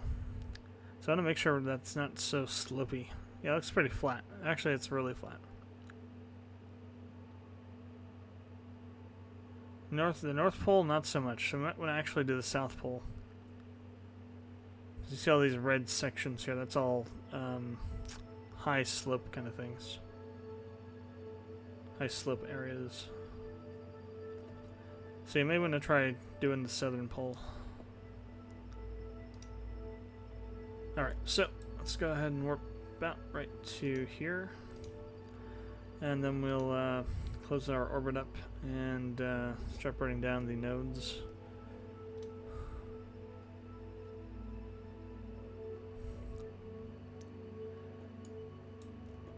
And see if we can figure out how to not crash into any of this crap flying around the moon right now.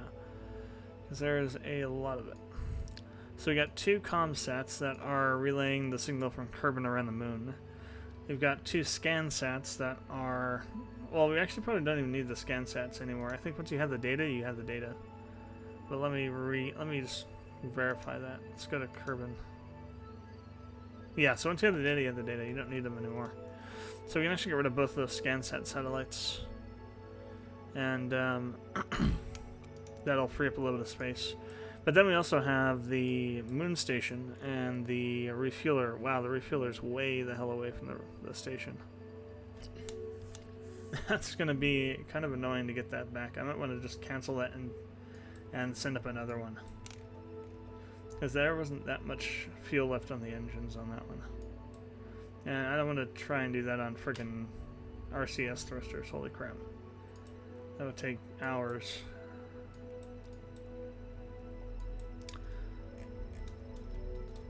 Alright, let's go ahead and burn in the last of our orbit here. And then see what we can do about setting up the inclination to get around to the South Pole. We'll also have to see what direction we're going.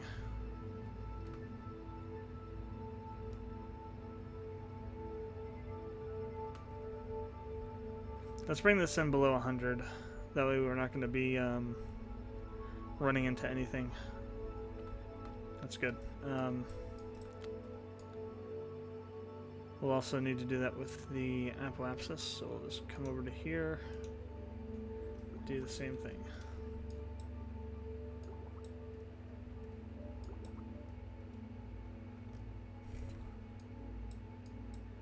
We'll try and get as close to under 100 as we can.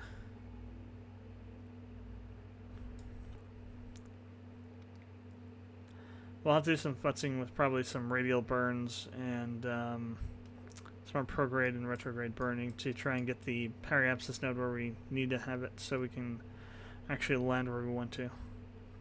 The whole precision landing nonsense.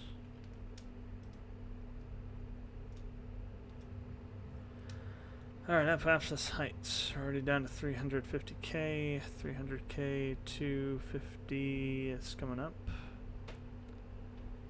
200,000. 150. Okay, good enough. It's pretty close. And we've got a... Yeah, we're not going to intersect with any of the other lines, so we're pretty good there. Now, we need to set the moon as our target, if we can.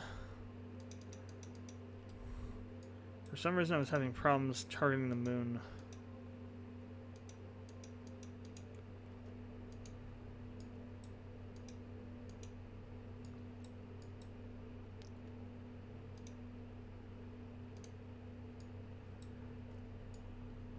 So that'll get us, that's technically, we're technically targeting the moon there.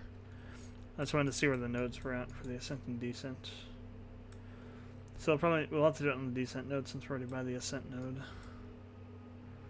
node. So we're going this way. So what would be the best way to do this? We want to land on the light side, obviously. So what we want to do is we want to have this coming up this way to the light side of the pole. So we're probably going to land somewhere like in here.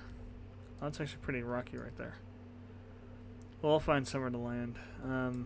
Probably down in here, actually. Let me see. Well, here's the thing, though. You can't really see where the biomes are on this with the scansat. Oh, never mind. There we go. I was like, wait a second. Maybe we can. Awesome. Okay, so here's the southern pole. And this is mid. Okay, we don't want to land in here. That's Midlands. We want to land down here somewhere. That's where we have the poles. There's actually two in here. You have the pole lowlands, which are these areas here, and then we have the poles proper. Let's see, highland craters. Have I landed in a highland crater yet? I don't think so. There's no flags in any of them anyway.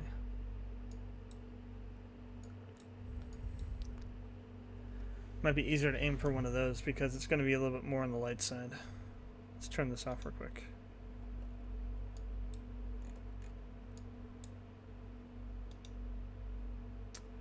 Oh wow, that's a nice bug. Everything's kind of freaking out. Okay, there we go. Well, not so much. It's still freaking out here. Scan set overlay, what the hell did you do to me?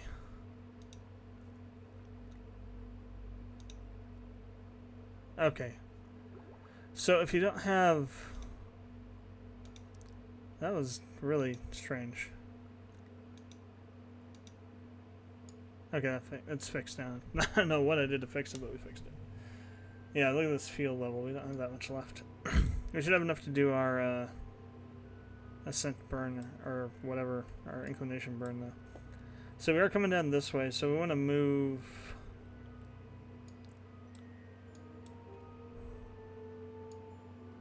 Let's see, so if we turn it up, we're going to be going... so we actually want to do our burn...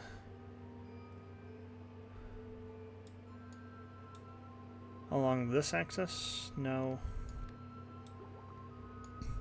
About here. That'll push it down this way. So if we're coming this way, we push it, well, up or down. If we push it up, we want to push it up. So we want to do a normal burn about right here.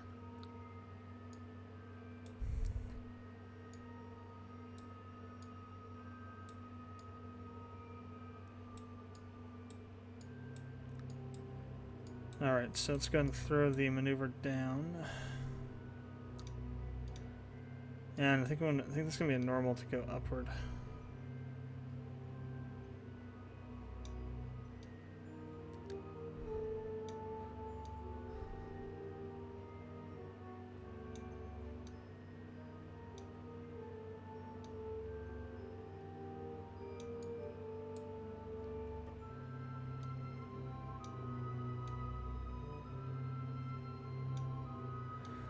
So what we're trying to do is perfect. We're trying to get to one of these crater areas here.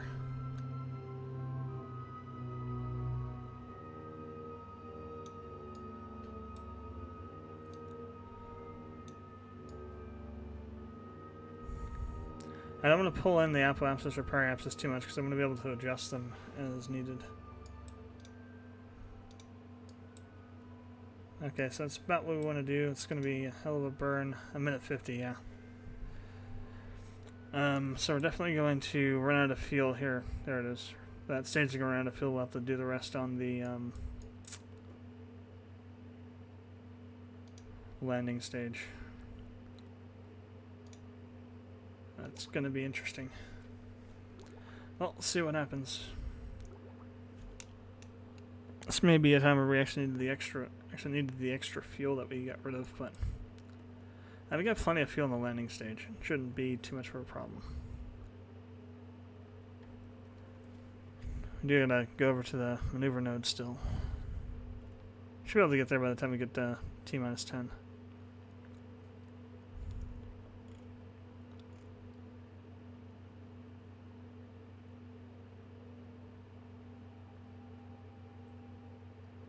Okay, we got there even before then. Good. And I'll warp in a little bit closer.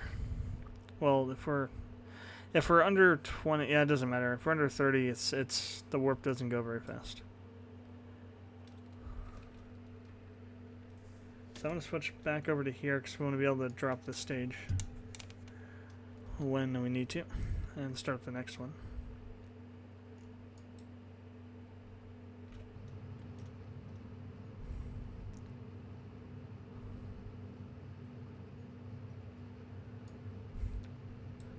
If I wasn't worried about the fuel in the landing stage, I would have just jettisoned this stage and gone straight from that one, but let's go ahead. It's probably better to use the fuel in this stage that we have left.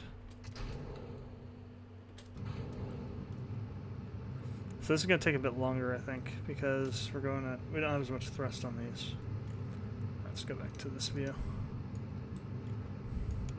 You can see where we're at here.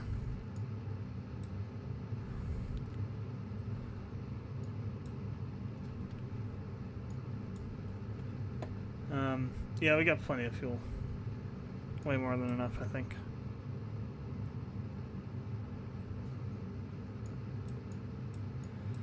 It's actually good though. We didn't waste any fuel on the Rocket Max stages. So it was the correct decision to drop that one section of the tank. And this is taking such a long time. I should have set up, started burning a little bit sooner. So we're not going to get exactly the same orbit. I mean, probably would eventually get there if we kept burning this way, but it'll be, I think the altitudes will be different. Hopefully, okay, there goes the PE node. Good. Not going to be...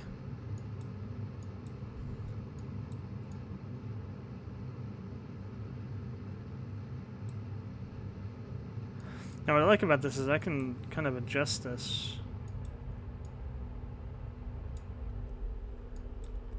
And we get the PE node where we want it to for a good deorbit. So that's pretty close to where we want it. Let's go ahead and end the maneuver. It's kind of hard to tell if we're over it exactly or not. Won't really be able to tell until we start bringing in the periapsis node.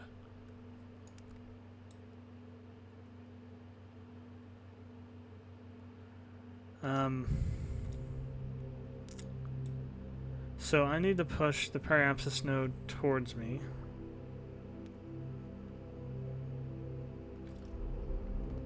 Which means I need to burn retro on the other side. So I'm going to bring the periapsis node around a little bit. So that's probably right around where this crater is. So when we burn this in, the trajectory is not so steep. Otherwise, we have to do some extra futzing around to get the horizontal speed once we get to a more vertical descent. Get it down far enough, and I don't want to have to do that. Not quite. Oh, we weren't quite on retrograde yet. Yeah, there we go. So I don't want to do this too much because I don't want to pull it over too much. Because this is the one of the, well, we'll do another change when we get a bit lower to see where we're going with this. Or I might want to just try to go right in here somewhere on the pole itself.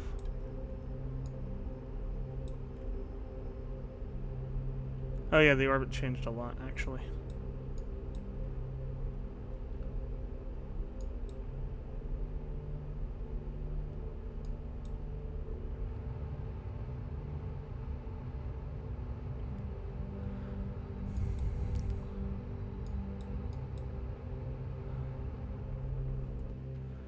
Let me set up to a 19 normal real quick, and we'll try and push this back down a little bit.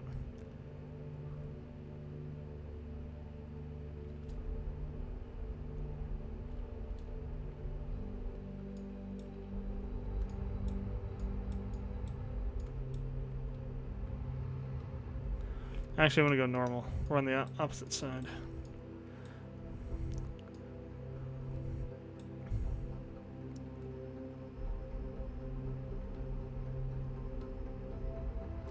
Or no, it wasn't anti-normal. Damn it. It just wasn't moving that much. So I'm going to shift this down so we're lined up with this crater here.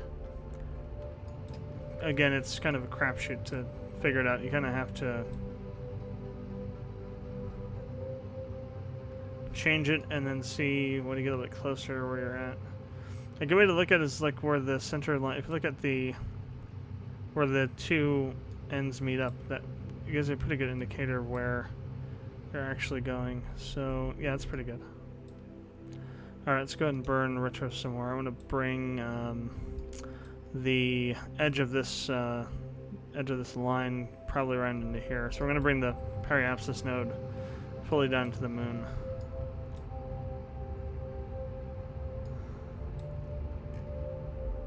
Alright, Alright, that looks good. So let's go ahead and warp to about right here. We'll switch over. Well, we'll keep this up for a moment. I do want to do a save before we start this in case I need to make adjustments after we try this and crash or something. So save game 35. Back up to 35 quick saves. Alright, let's go ahead and finish burning this down a bit more. I want to get this line to this crater here. Now let's make it this one. So we don't want it to be too steep just yet. We're still pretty high up on our altitude. Then we'll warp into about right here. Then we'll switch over to map view. Or vessel view. And we're just going to burn full now. So we want to try and pull this in so we can land in this area here.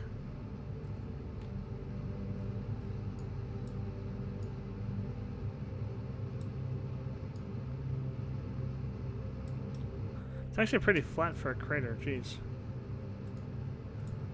Oh, let's get the landing gear going. Also, let me go ahead and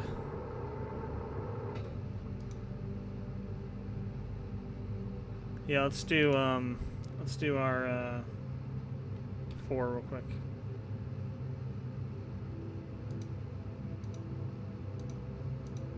So we can get the stuff from up here. I probably should have let you read this stuff, but we can read it once we get to the moon. Let's go ahead and deactivate that.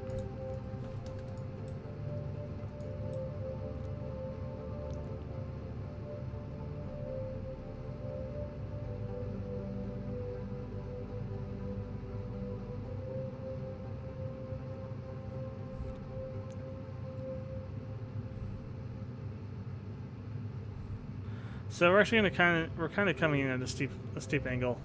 What we can do though is because we're going down so fast here, we can try and get this below this by about half. So like whatever this is at, we get this half below it, and then we stop and let them start building again.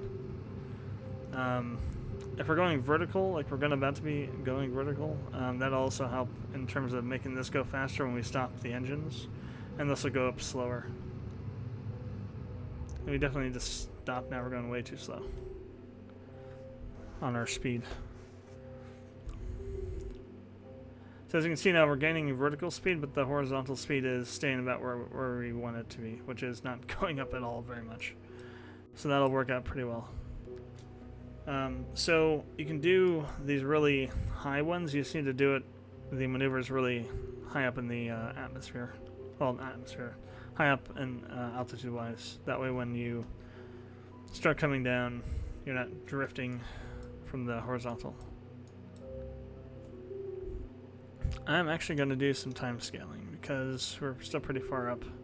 And we're right where we need to be, so it's all about just managing our speed now.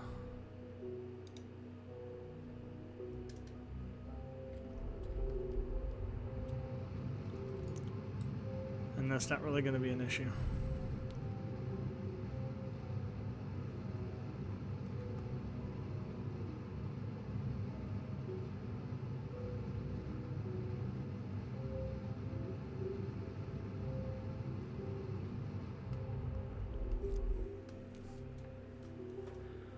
Okay, so let's do a little bit more time scaling.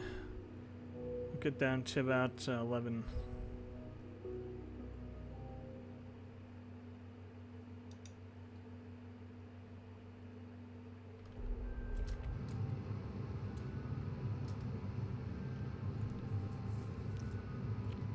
Okay, the altitude updated and we're a lot lower than I thought we'd be.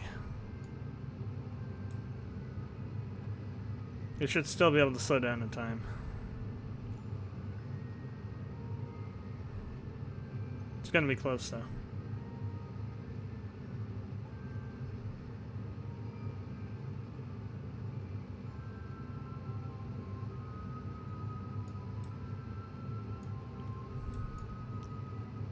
Well, it's not as flat as I thought it was, but it is pretty flat.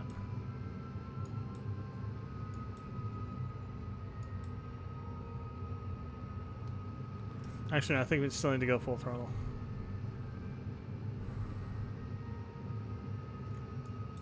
Okay, there we go. Now we're about where we need to be for this altitude. Just let us descend a bit more. Keep our speed a little bit higher.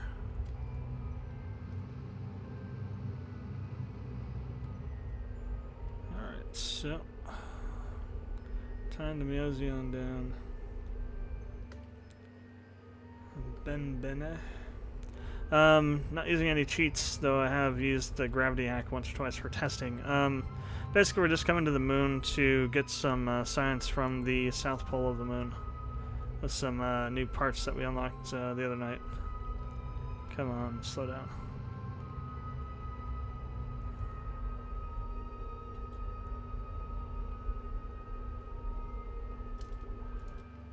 Okay, let's see if these legs are gonna be nice or be evil. I don't. Well, it's. Damn. Okay, they're fine.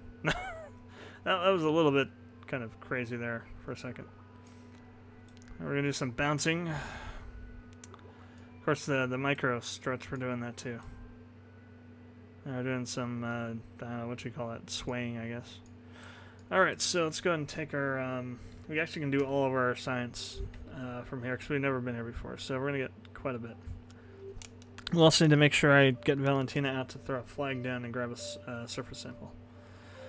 So, materials bay 100. Let's see, find us samples. The lab clean again. Secure reports, atmospheric pressure scan. Sandy's doing the same thing multiple times, a different result. Check the atmospheric pressure gauge again. And temperature scan for Moon's Highland craters. And the goo. Okay, we'll do the same ones again. Alright, now let's do the second set of Kraken science experiments. That's not going to do anything because we're not up above the moon, I don't think. Well, maybe it will. I think we have to be in orbit for that. The magnetosphere analyzer to work. So we got 40 for the incubator. Blood sample 88. Pretty much figured that.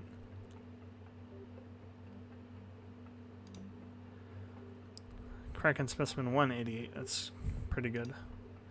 48 on the tentacle sample, skin sample 40, eye sample 40, microwave 32.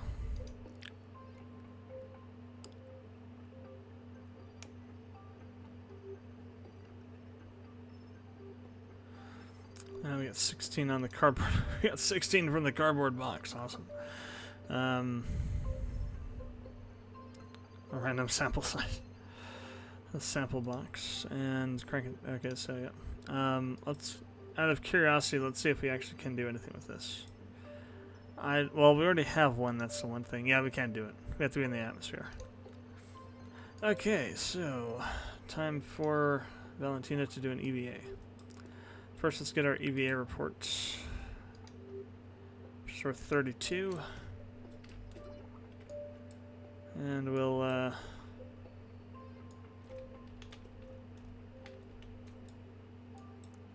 I can get the RCS on. There we go. Okay, so surface sample time. Last time we did one of these was like 200 friggin' science or something.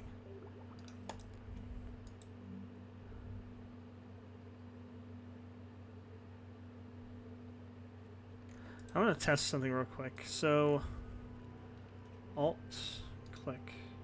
Awesome. So this is the easy vehicle changer thing. All you do is you select a vehicle that's nearby, you hold Alt and you left click. And it's that simple. It makes it so much easier. It only works though when you're in this view, the vessel view. That's why it wasn't working on the map earlier, last night. So we're going to do our surface sample. Okay, 120, that's what it was. I think it was 200 on minimus. from lower layers to the surface. Well, yeah, it's a crater, so obviously it would, because the upper layers were evaporated by an asteroid. Alright, so now it's going to get Valentina back up here. That's going to be a little bit of a pain. Not so much. Like a boss. Alright. Now we just got to get back to Kerbal. We've already established that this vessel is fully capable of re-entry without blowing anything up, which is good. Well, with me futzing around with the angle as we're going down. I just want to close these doors.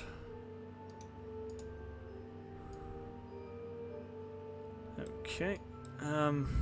Yeah, let's go ahead and start heading back. Oh, wait. Hopefully that doesn't screw up too bad. Now we're just going to do bouncing around again. I forgot to put the flag down. I always put a flag down when I come down to someplace and do research, so I know I've been at that location before, since there's no real way to determine that. Oh, you son of a... That was almost really bad. That was almost disastrous.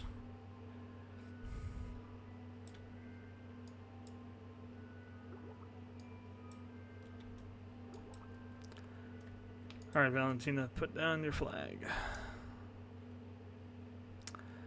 What did I use for her flag name on Minimus? I forget what it was. Valentina, Vala's been here, that's what I put. Try to do something different for every Kerbal.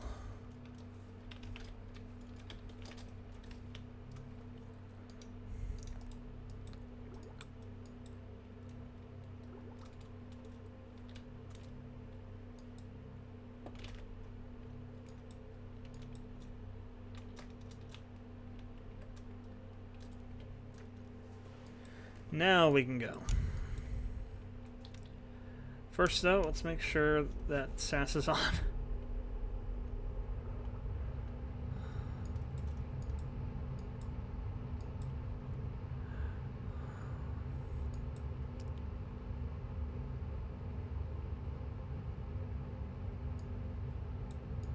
So wait, this is the actual crater we're still in? This thing is massive. Holy hell. Yeah, that's like, holy damn, that's a massive crater. Coincidentally, this would be a nice place for a Delta base or something. Secondary base. So it is pretty flat and there's a lot of room.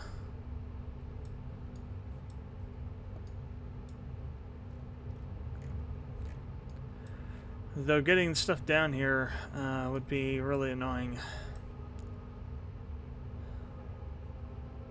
Alright, let's go in full throttle here. Also start turning so we can get an orbit set up.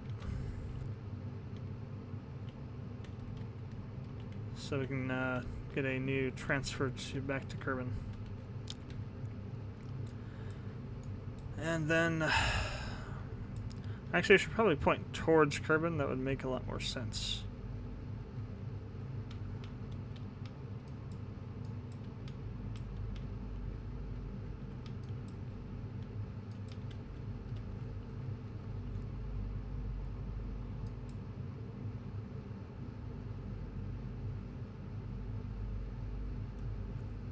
Be mindful of the fuel usage. Don't want to use up too much. Still need to do the transfer orbit. And generally it's not too bad, but at the same time, if we have to spend a lot of fuel just to get our orbit set up here on the moon, we don't want to waste too much. Oh, crap. Okay, there we go. So go ahead and burn up to about right, or time warp up to about right here. And then we'll go down towards prograde and try and push the periapsis out.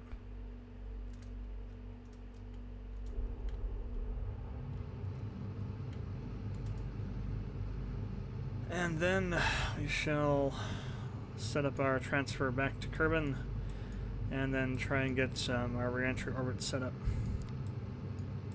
on these fuel tanks, the 4. If not, we still have the... I want to make sure we try and conserve fuel, so let's do this a little more efficiently than just burning from one point. So I'm going to try and keep these 4 tanks good until we get to... at least until we get back to a reasonable orbit around Kerbal. And then I can use the single tank to set the deorbital trajectory.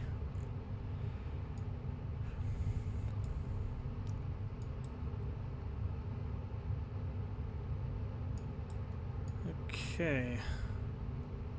While we're here, let's also go ahead and do a save game.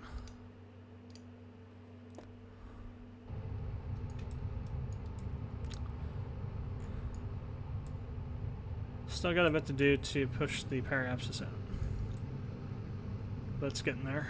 I think if we just burn prograde, we'll end up back on a Kerbal orbit, but that's not very efficient. I'd rather do a maneuver.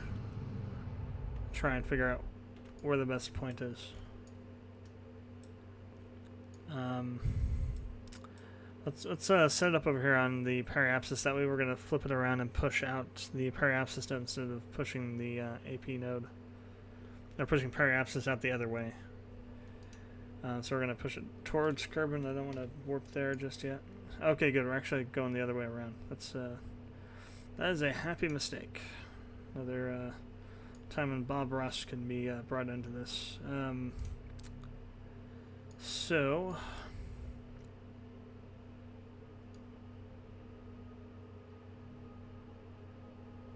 Oh, I guess we're bringing the AP node out. There we go. As little as possible.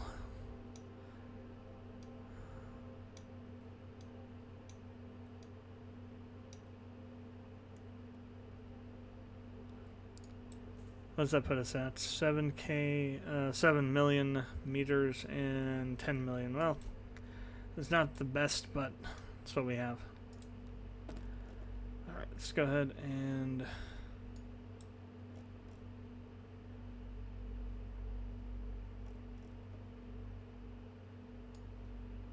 Yeah, definitely. We reversed our... Oh, no, we didn't. We were going this way originally, weren't we? Never mind. We didn't reverse anything. Thought we'd reverse direction from where we landed. Alright, let's go to warp there. Need to go... Well, we got the... It should be fine. We can swing around there pretty quick. So, 21-second burn. It's not too bad, actually.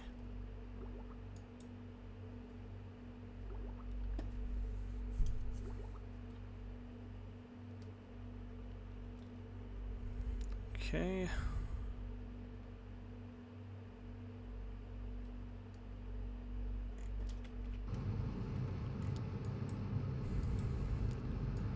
So actually, no, we are pushing out the AP node. Okay. I guess it's only on retrograde when it flips around.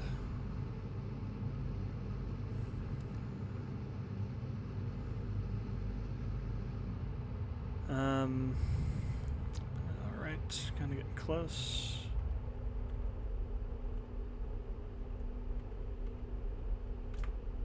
A little bit extra. But we can handle it. Alright, so that's going to dump us out right about here. So I want to go about over to here. Then we'll head over to the AP node and start burning the periapsis.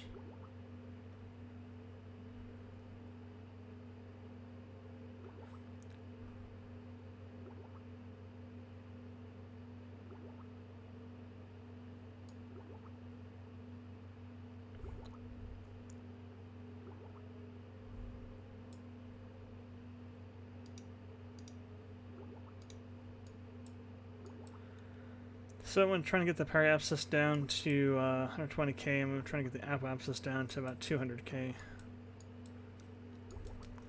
That way we're not going to be shifting things around too much.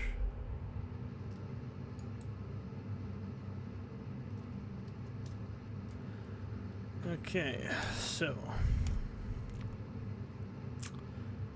periapsis is at 3 million meters and dropping. It's going to be a bit of time. It'll start slowing down at around 1 million meters, and then we'll have to probably take about half a minute to get it down to 300 to 200. And there's another Mooner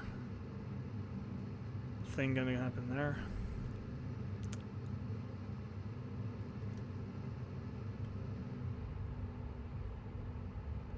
Alright, 120-ish.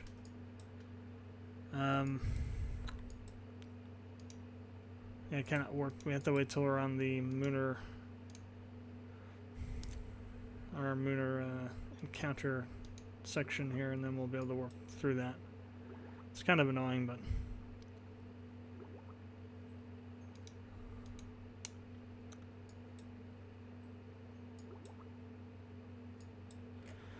alright, now I'm going to go down to whoa. What the hell? Okay, so Prograde ended up going into Kerbal. Probably because the moon screwed up our speed or something. I need to push it back out, which isn't going to be that hard from up here. We'll just have to push the apoapsis and even... Oh no, yeah, the apoapsis went down too. Close enough. 180 is fine. As long as it's not going to be friggin' pulling us into the atmosphere with this kind of a insane orbit. That's how you blow your ship up. Alright, so go down to the periapsis and we'll bring in the apoapsis node to 200k. Then we'll set our periapsis to the magical 38k level and start re-entry.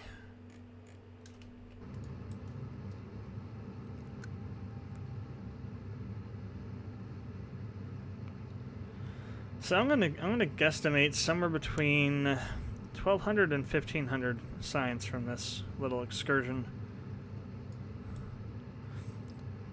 Because we have all that new science crap that we ran up there. If this is minimus, I'd say somewhere between 2,300 and 2,600, but that wasn't minimus.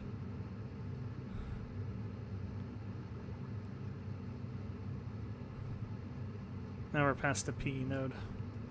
It'll still work, but it's just kind of annoying that we went by it. Warped in a little bit too close to it. Okay. 750, 720, 700. No, I still got a ways to go actually. Shouldn't start slowing down just yet. Start slowing down to about 350. Yeah, we're definitely going to burn off the rest of the fuel on the stage, which is good. This is where I wanted to be at by this point.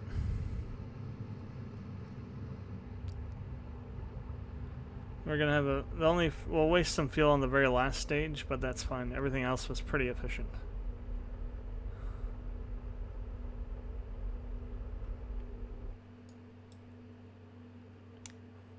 Yeah, well, yeah, it's probably close enough. We're prepared to apoapsis and burn in the prograde, or retrograde, burn in the periapsis node. Alright. 38k, here we go. Oh, we were not on retrograde, we were on prograde. Had to flip around. Oh, no harm done. Just need to burn that little bit off again. So where will we be over, though? That's the other question. Again, I'm hoping it's water so I don't have to mess around with the parachutes now that we got so many more of them. Let's see where we're going to be over. So right now the periapsis is over water.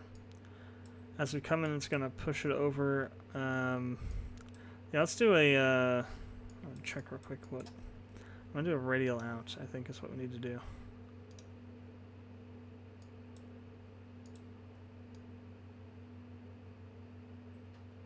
No, radial in. I'm going to shift the periapsis around a bit. Okay. So let's go 0.2 radial in.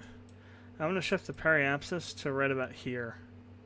Or maybe even closer to this continent. That way it gets shifted over, and then the orbital line will come back and we'll be in this ocean somewhere.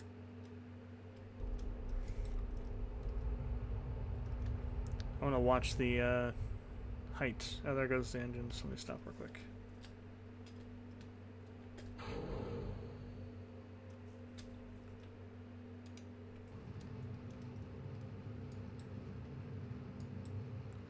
And now we're doing this on one bloody engine. Crap, this is going to take a bit of time. We're going to need to do a pro-grade burn too to push us back up, but we need to do this. Well, we don't need to, I just want to. I don't want to lose anything, so it's easier just to land over water in that case.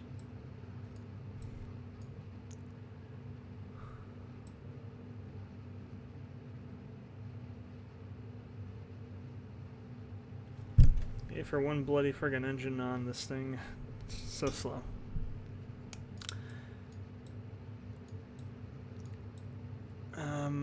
Yeah, we need to have this over this continent because it's going to get pushed out quite a ways.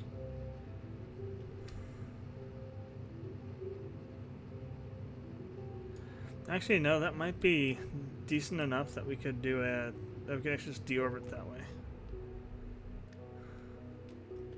We'll see what happens. Let's do a save, and we'll see if we can actually get in that way.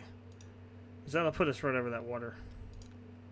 But I have a sneaking suspicion that, one, maybe we might go too fast, or two, we're going to have a lot of heat up our arses hitting the atmosphere going that way, but we'll see. So, let's swing around retro, and we'll jettison off this last engine bit. And then we'll just time scale down to 70k, and then we'll time scale down to 53-ish. And we shall see what happens.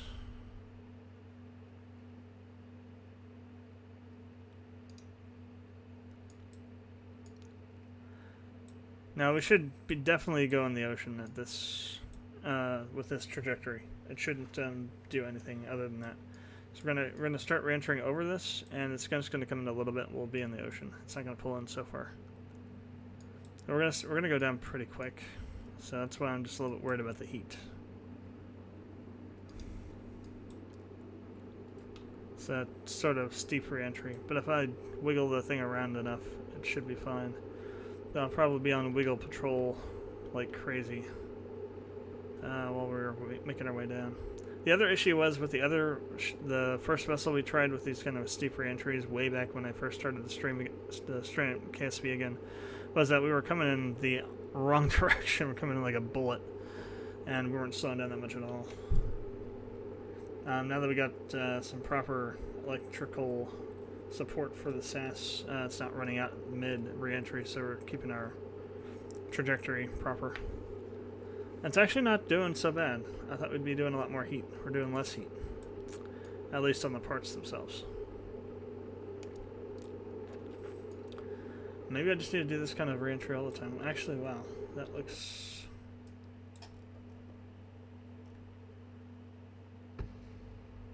Oh crap, we lost something.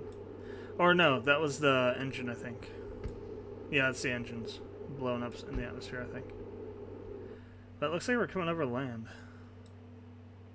Okay, it's pulling in some more. I think we're fine in terms of the... I think we didn't pull the PE in enough. This is going to be fine. We'll be over really low-lying land, so we really won't need to modify the parachutes either. It's the coastline. It may also pull us in. Nope, we're going over ocean. Good. Perfect. It's a little bit closer to that continent than I wanted to be, but ocean is ocean. All we have to do is just throw the parachutes out when we get slowed down enough. Science is as good as ours. Yeah, we need to wait a bit longer. 250 is about what I like to try and do, but you usually start slowing down your descent at about 275. It's fine to release them here. It's just that it's a little bit risky. They'll slow you down more that when it gets to when they come out. Turn SAS off so we're not going down sideways. And we can actually just time scale through this. There's no reason not to.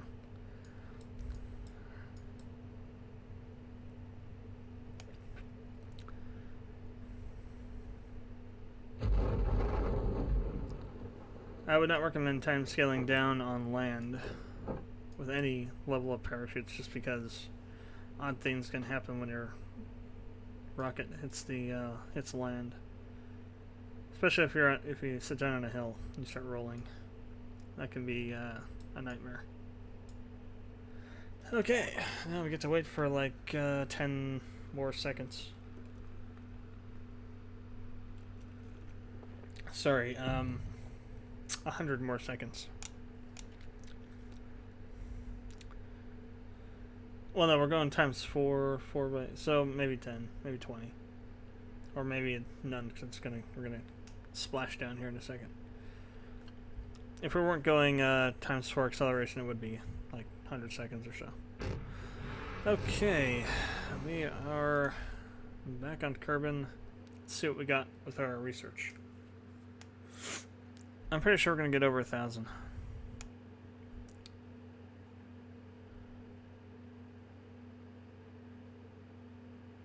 Pretty damn sure. Oh, and for Chrono Cross, I went to go run the footage this morning, and yes, actually a little less than I thought, but we did get over 1,000. Went to go run the footage today and realized that I am an hour short, so I'm gonna have to record some more. I think I'll just record and record and record. Okay, yeah, some of these, the reason it wasn't higher is because some of the stuff we already had since we were in space near the moon when we did the first grouping of the Kraken stuff to get these other ones that we hadn't done there before. If we had done everything on the ground, we probably would have gotten an extra 200 or 300 science. But that's fine. So we got ourselves quite a bit of more science here, so let's see what we can get. We got Advanced Science Tech, which is a bunch more of these science parts.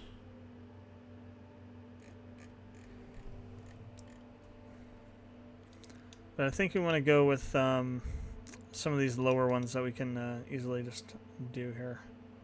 It's just radiators. It's heat management systems. I really don't think we need those. Well, I don't know. Maybe we do for larger ships that we might start bringing down, like maybe a vessel that we might return from Duna, if such a thing is possible. Recycling module, life support systems, and a different recycling module. Storage technologies. Definitely we'll definitely need this if we're going to start taking stuff up to the moon to the base. That will help a lot. As well logistics.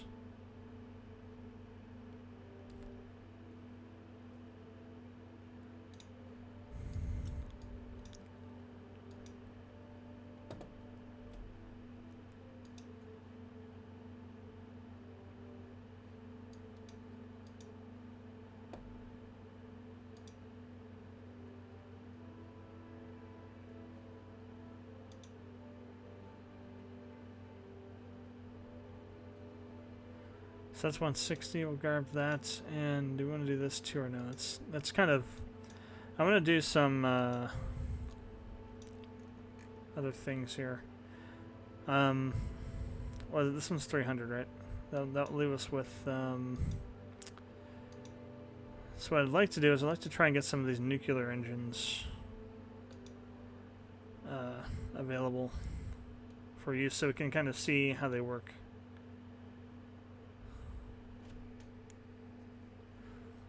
Do we get any? Oh yeah, we do get hydrogen tanks. Okay, so let's go ahead and do that. This is for nuclear power, for power generation, for like a base or something. Advanced metalworks. This is more structural bits.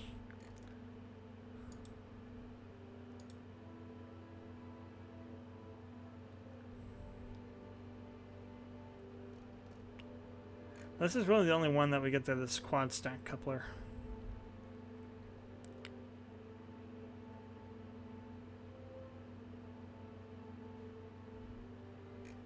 What else do we have that we haven't gotten yet? So we got the precision propulsion. These might have some Rockamax size lower level engines on them. Doesn't seem to be too much. That's mostly like floats and things like that. some monopropellants, some RCS stuff. Separatron. Small canister filled with what appears to be rocket fuel.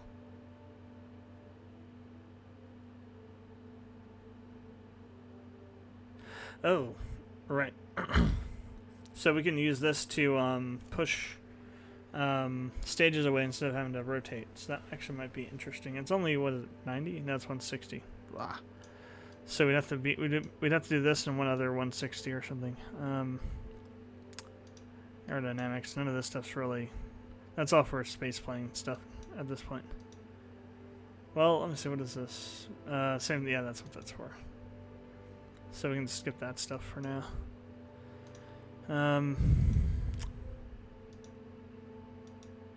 Short-term habitation.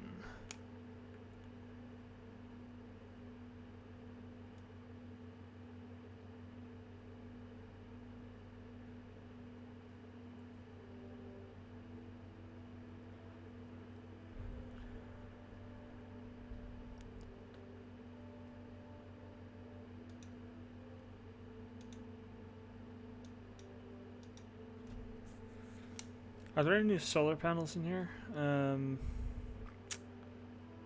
Yeah, so this Gigantor XL solar array. How much does it recharge?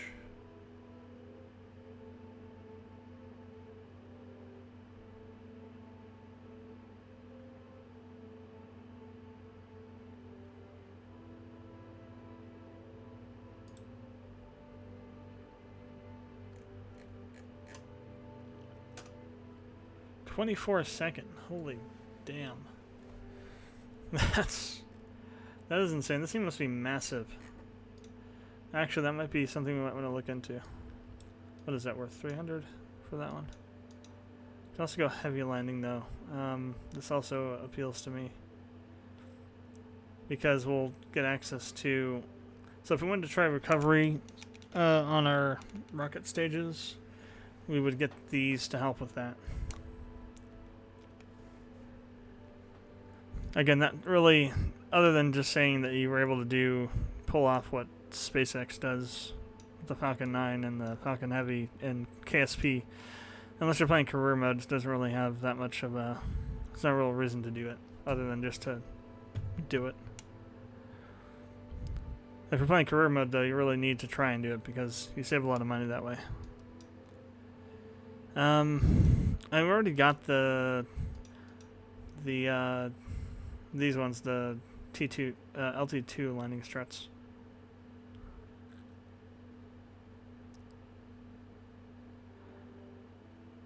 I'm not sure how long they are in terms of the like if they'll work on Rockomax stuff or not. We also have, well, it's 550. Can't get anything from there.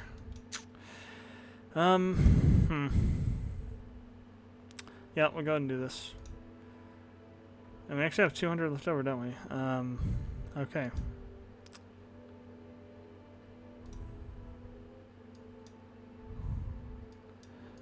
So let's really quick. We're gonna end the stream pretty soon here, but I'm gonna build a nuclear rocket here real quick, just like a test one, and I want to see, like, if the burn rate or like how much different they are, and why you would use one as opposed to using a traditional liquid fuel. I mean, what I think will be happening is that the nuclear engine should burn much, much longer. So this is like a kind of engine we would need to get to Duna. Let's go ahead and start a new ship here real quick. Nuke-powered awesomeness.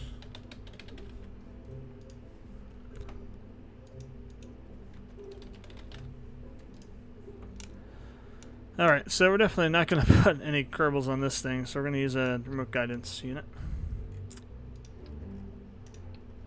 I'm not even going to worry about bringing it back into, back down to Kerbal, so we'll just go straight for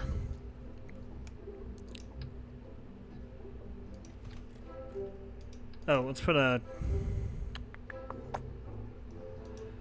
command or a wheel on here. Do we have any bigger tanks for this, for hydrogen? We do. Okay, cool. So that's 400 and this is 16.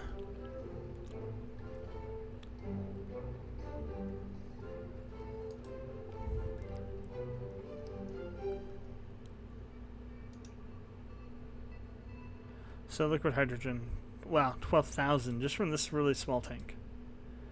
That's kind of crazy. So if I were just to stick a friggin' nuke engine on this,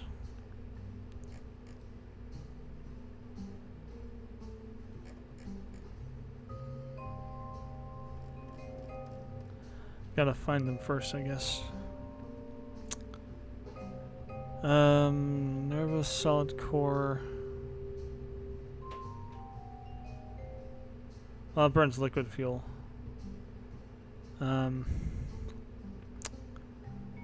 Where are ya?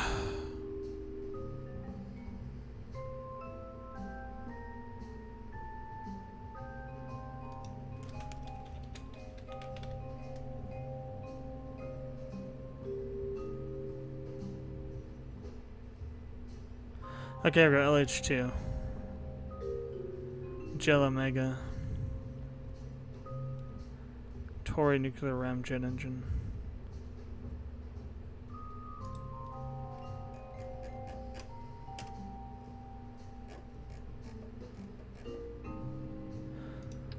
So this is what we have right now. That's small. Well, what we can do is structural.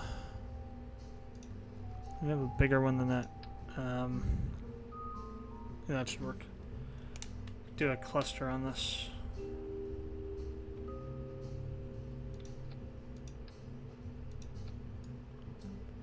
Alright, let's see what the hell this will do. This should be interesting.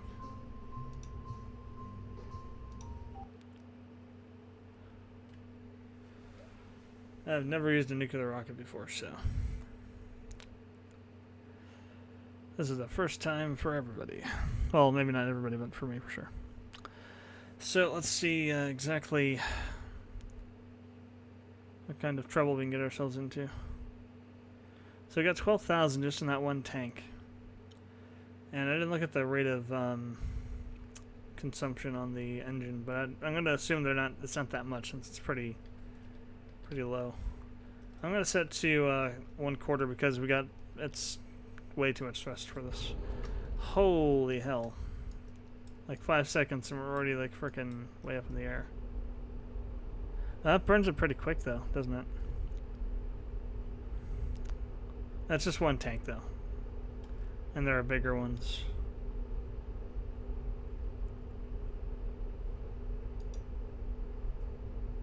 Yeah, 343, damn.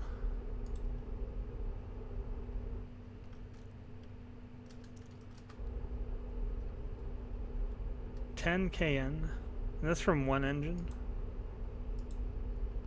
Oh, maybe that's our combined thrust.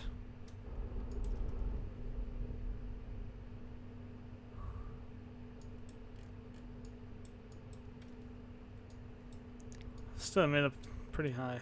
Let me revert the flight real quick. Let's actually make a literal rocket using these. Nothing like crazy, but just, you know, let's actually do stages and whatnot. Let's throw those off for a second. Again, I don't really care about bringing it back down.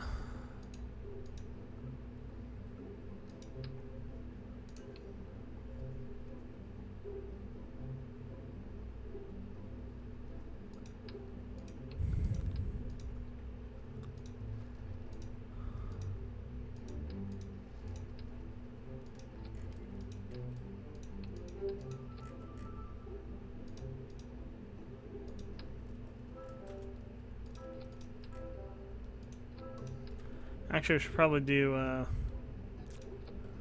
grouping of them. And then we'll do that whole cluster thing again.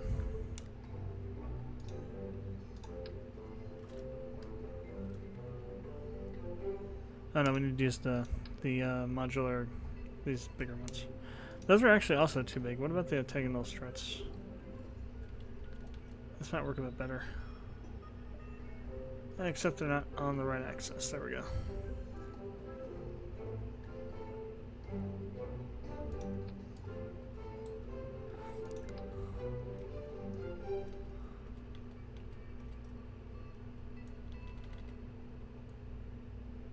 Eight is too many.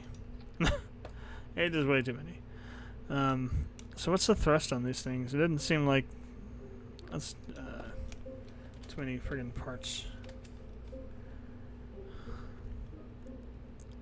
See, it didn't seem like it was that much.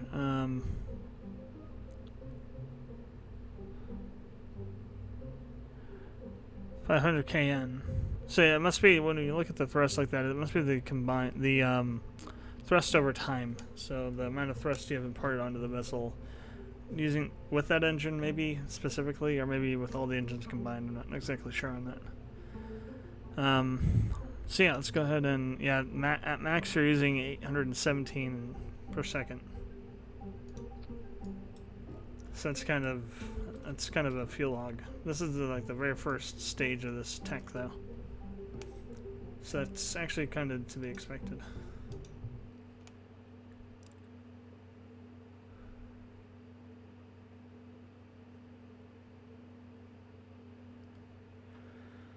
Okay.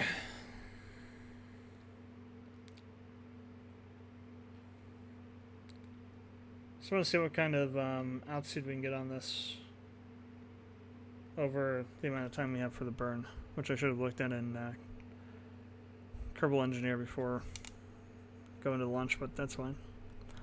Can time it.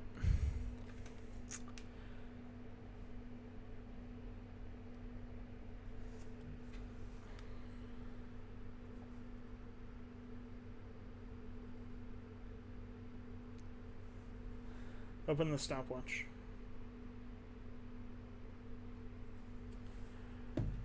Alright, so SAS is on. Well, SAS was on.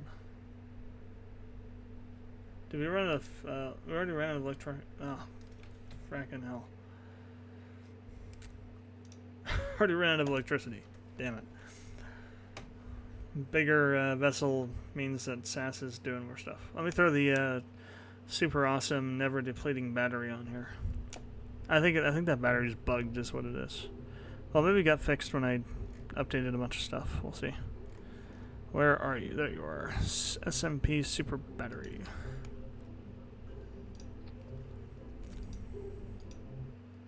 Okay. Now we should be able to lift off.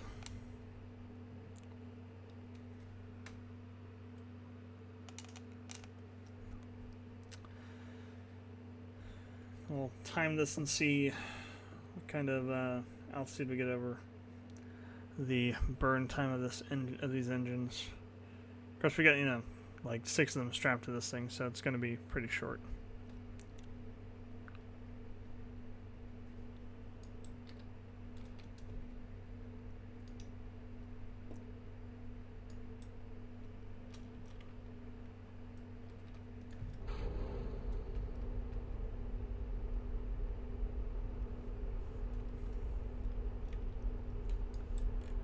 Okay, so, wow, look how fast it's using that. Well, we're burning 3,434 per second. Holy crap. So you definitely don't want to cluster these. Okay, let's just go full throttle from the very beginning. Stop. Reset. Definitely going to be a short flight, though. So yeah, we definitely need, like, when you first start out, the starting engines are kind of like this too. They're very fuel usage intensive, and then you get the mainsail and the jumbo stuff, jumbo parts and Rocket Max parts in the Jumbo 64, and it becomes a lot easier. Especially if we like asparagus stage something like this together with just maybe like well, we still need to have all 6 because we need to go full throttle to even get off the ground. Alright, let's see. Try this again.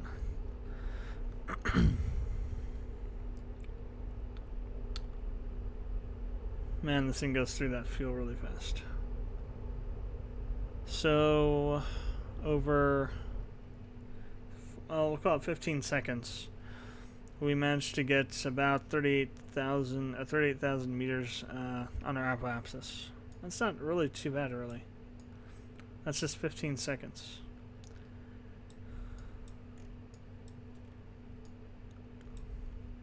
The hell is that?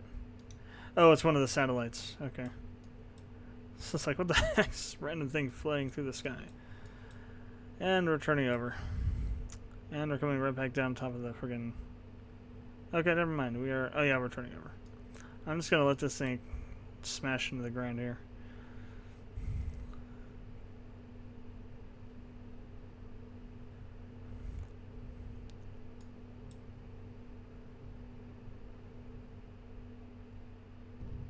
What the hell? Seriously? So the reaction wheel and one of the top tanks got blown off, and then it like bounced off, and now it's gonna land in the ocean, I think.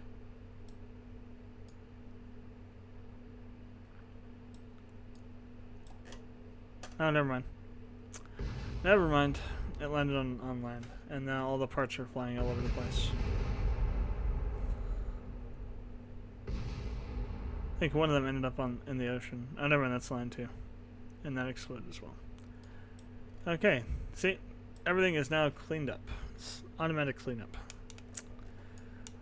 Works very well, except when you accidentally clean something up onto the launch pad and the launch pad explodes. That's annoying. So, that's going to be it for this stream. Next time we're going to take all that stuff we got on the new Minmus lander and go to Minmus with it. I may want to add back in the fuel modules for that, though. We barely had enough fuel to get to the moon. Minmus is a lot further away. So we may want to take what we have and re-add those extra fuel. At least on the... Well, if we add them back into the outer stage, we have to do it in the inner stage, otherwise it's going to be uneven. So we'll probably have to do that. So we'll get the stuff at the Minmus, take all of our science stuff from on Minmus instead of half above and half below. So we get everything. We'll land somewhere new again, and get a buttload of science. See what else we can unlock. And then we'll start thinking about what we want to do for the moon base, now that we have the core up there, base core up there. So, thanks for watching the stream. If you watched it live on Twitch or YouTube, comments, questions, if you're watching afterwards on YouTube, put them below. Chrono Cross videos, I'm just going to upload 15, I guess. Just going to upload 15 this week. Or, more likely, I'll just finish finish it this week, because I don't know if I have 15 parts. Well, I already have 7 of the 10 I need. So that would just be another 8 parts, which would be 4 hours. No, we can probably do another 4 hours, yeah. That's probably doable. So there's probably somewhere around 9 to 15 hours still to go left in the game.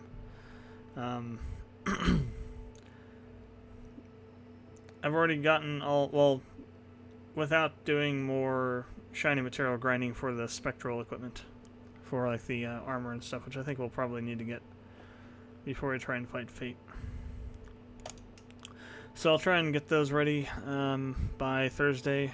I'll upload all 15 of them, and I'll actually go back. There's 5 that I uploaded a while ago. It was like, I think it was 2 uploads ago. I didn't do the thumbnails for. Forgot to. So I'll do those and update the thumbnails for those. Let's see. Further streaming, though, for the foreseeable week. Tomorrow, I probably won't do any streaming. I'm actually going to be starting work on putting all the stuff we had done from all the work in UE4 over the weekend for the mining tech demo, and I'm actually going to start trying to put that stuff into the mining tech demo, plus all these other awesome things that I wrote up in Word. I closed Word.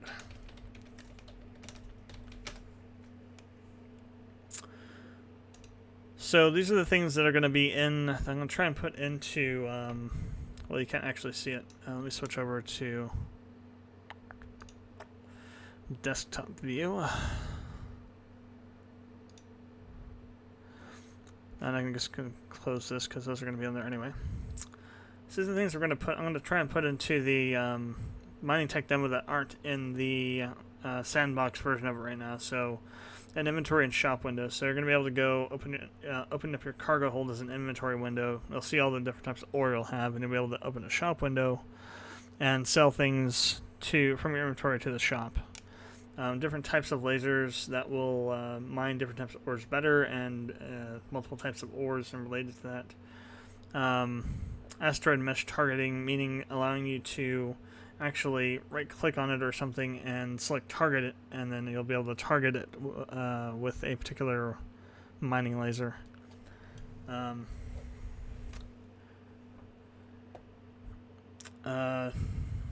Going to disable that particle stream thing on the beam until I can figure out how to fix it, and also make sure we deactivate the laser when we're starting so it doesn't start and then turn off when we actually turn it on.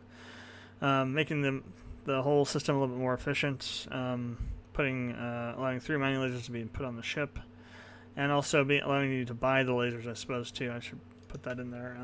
Buy new mining.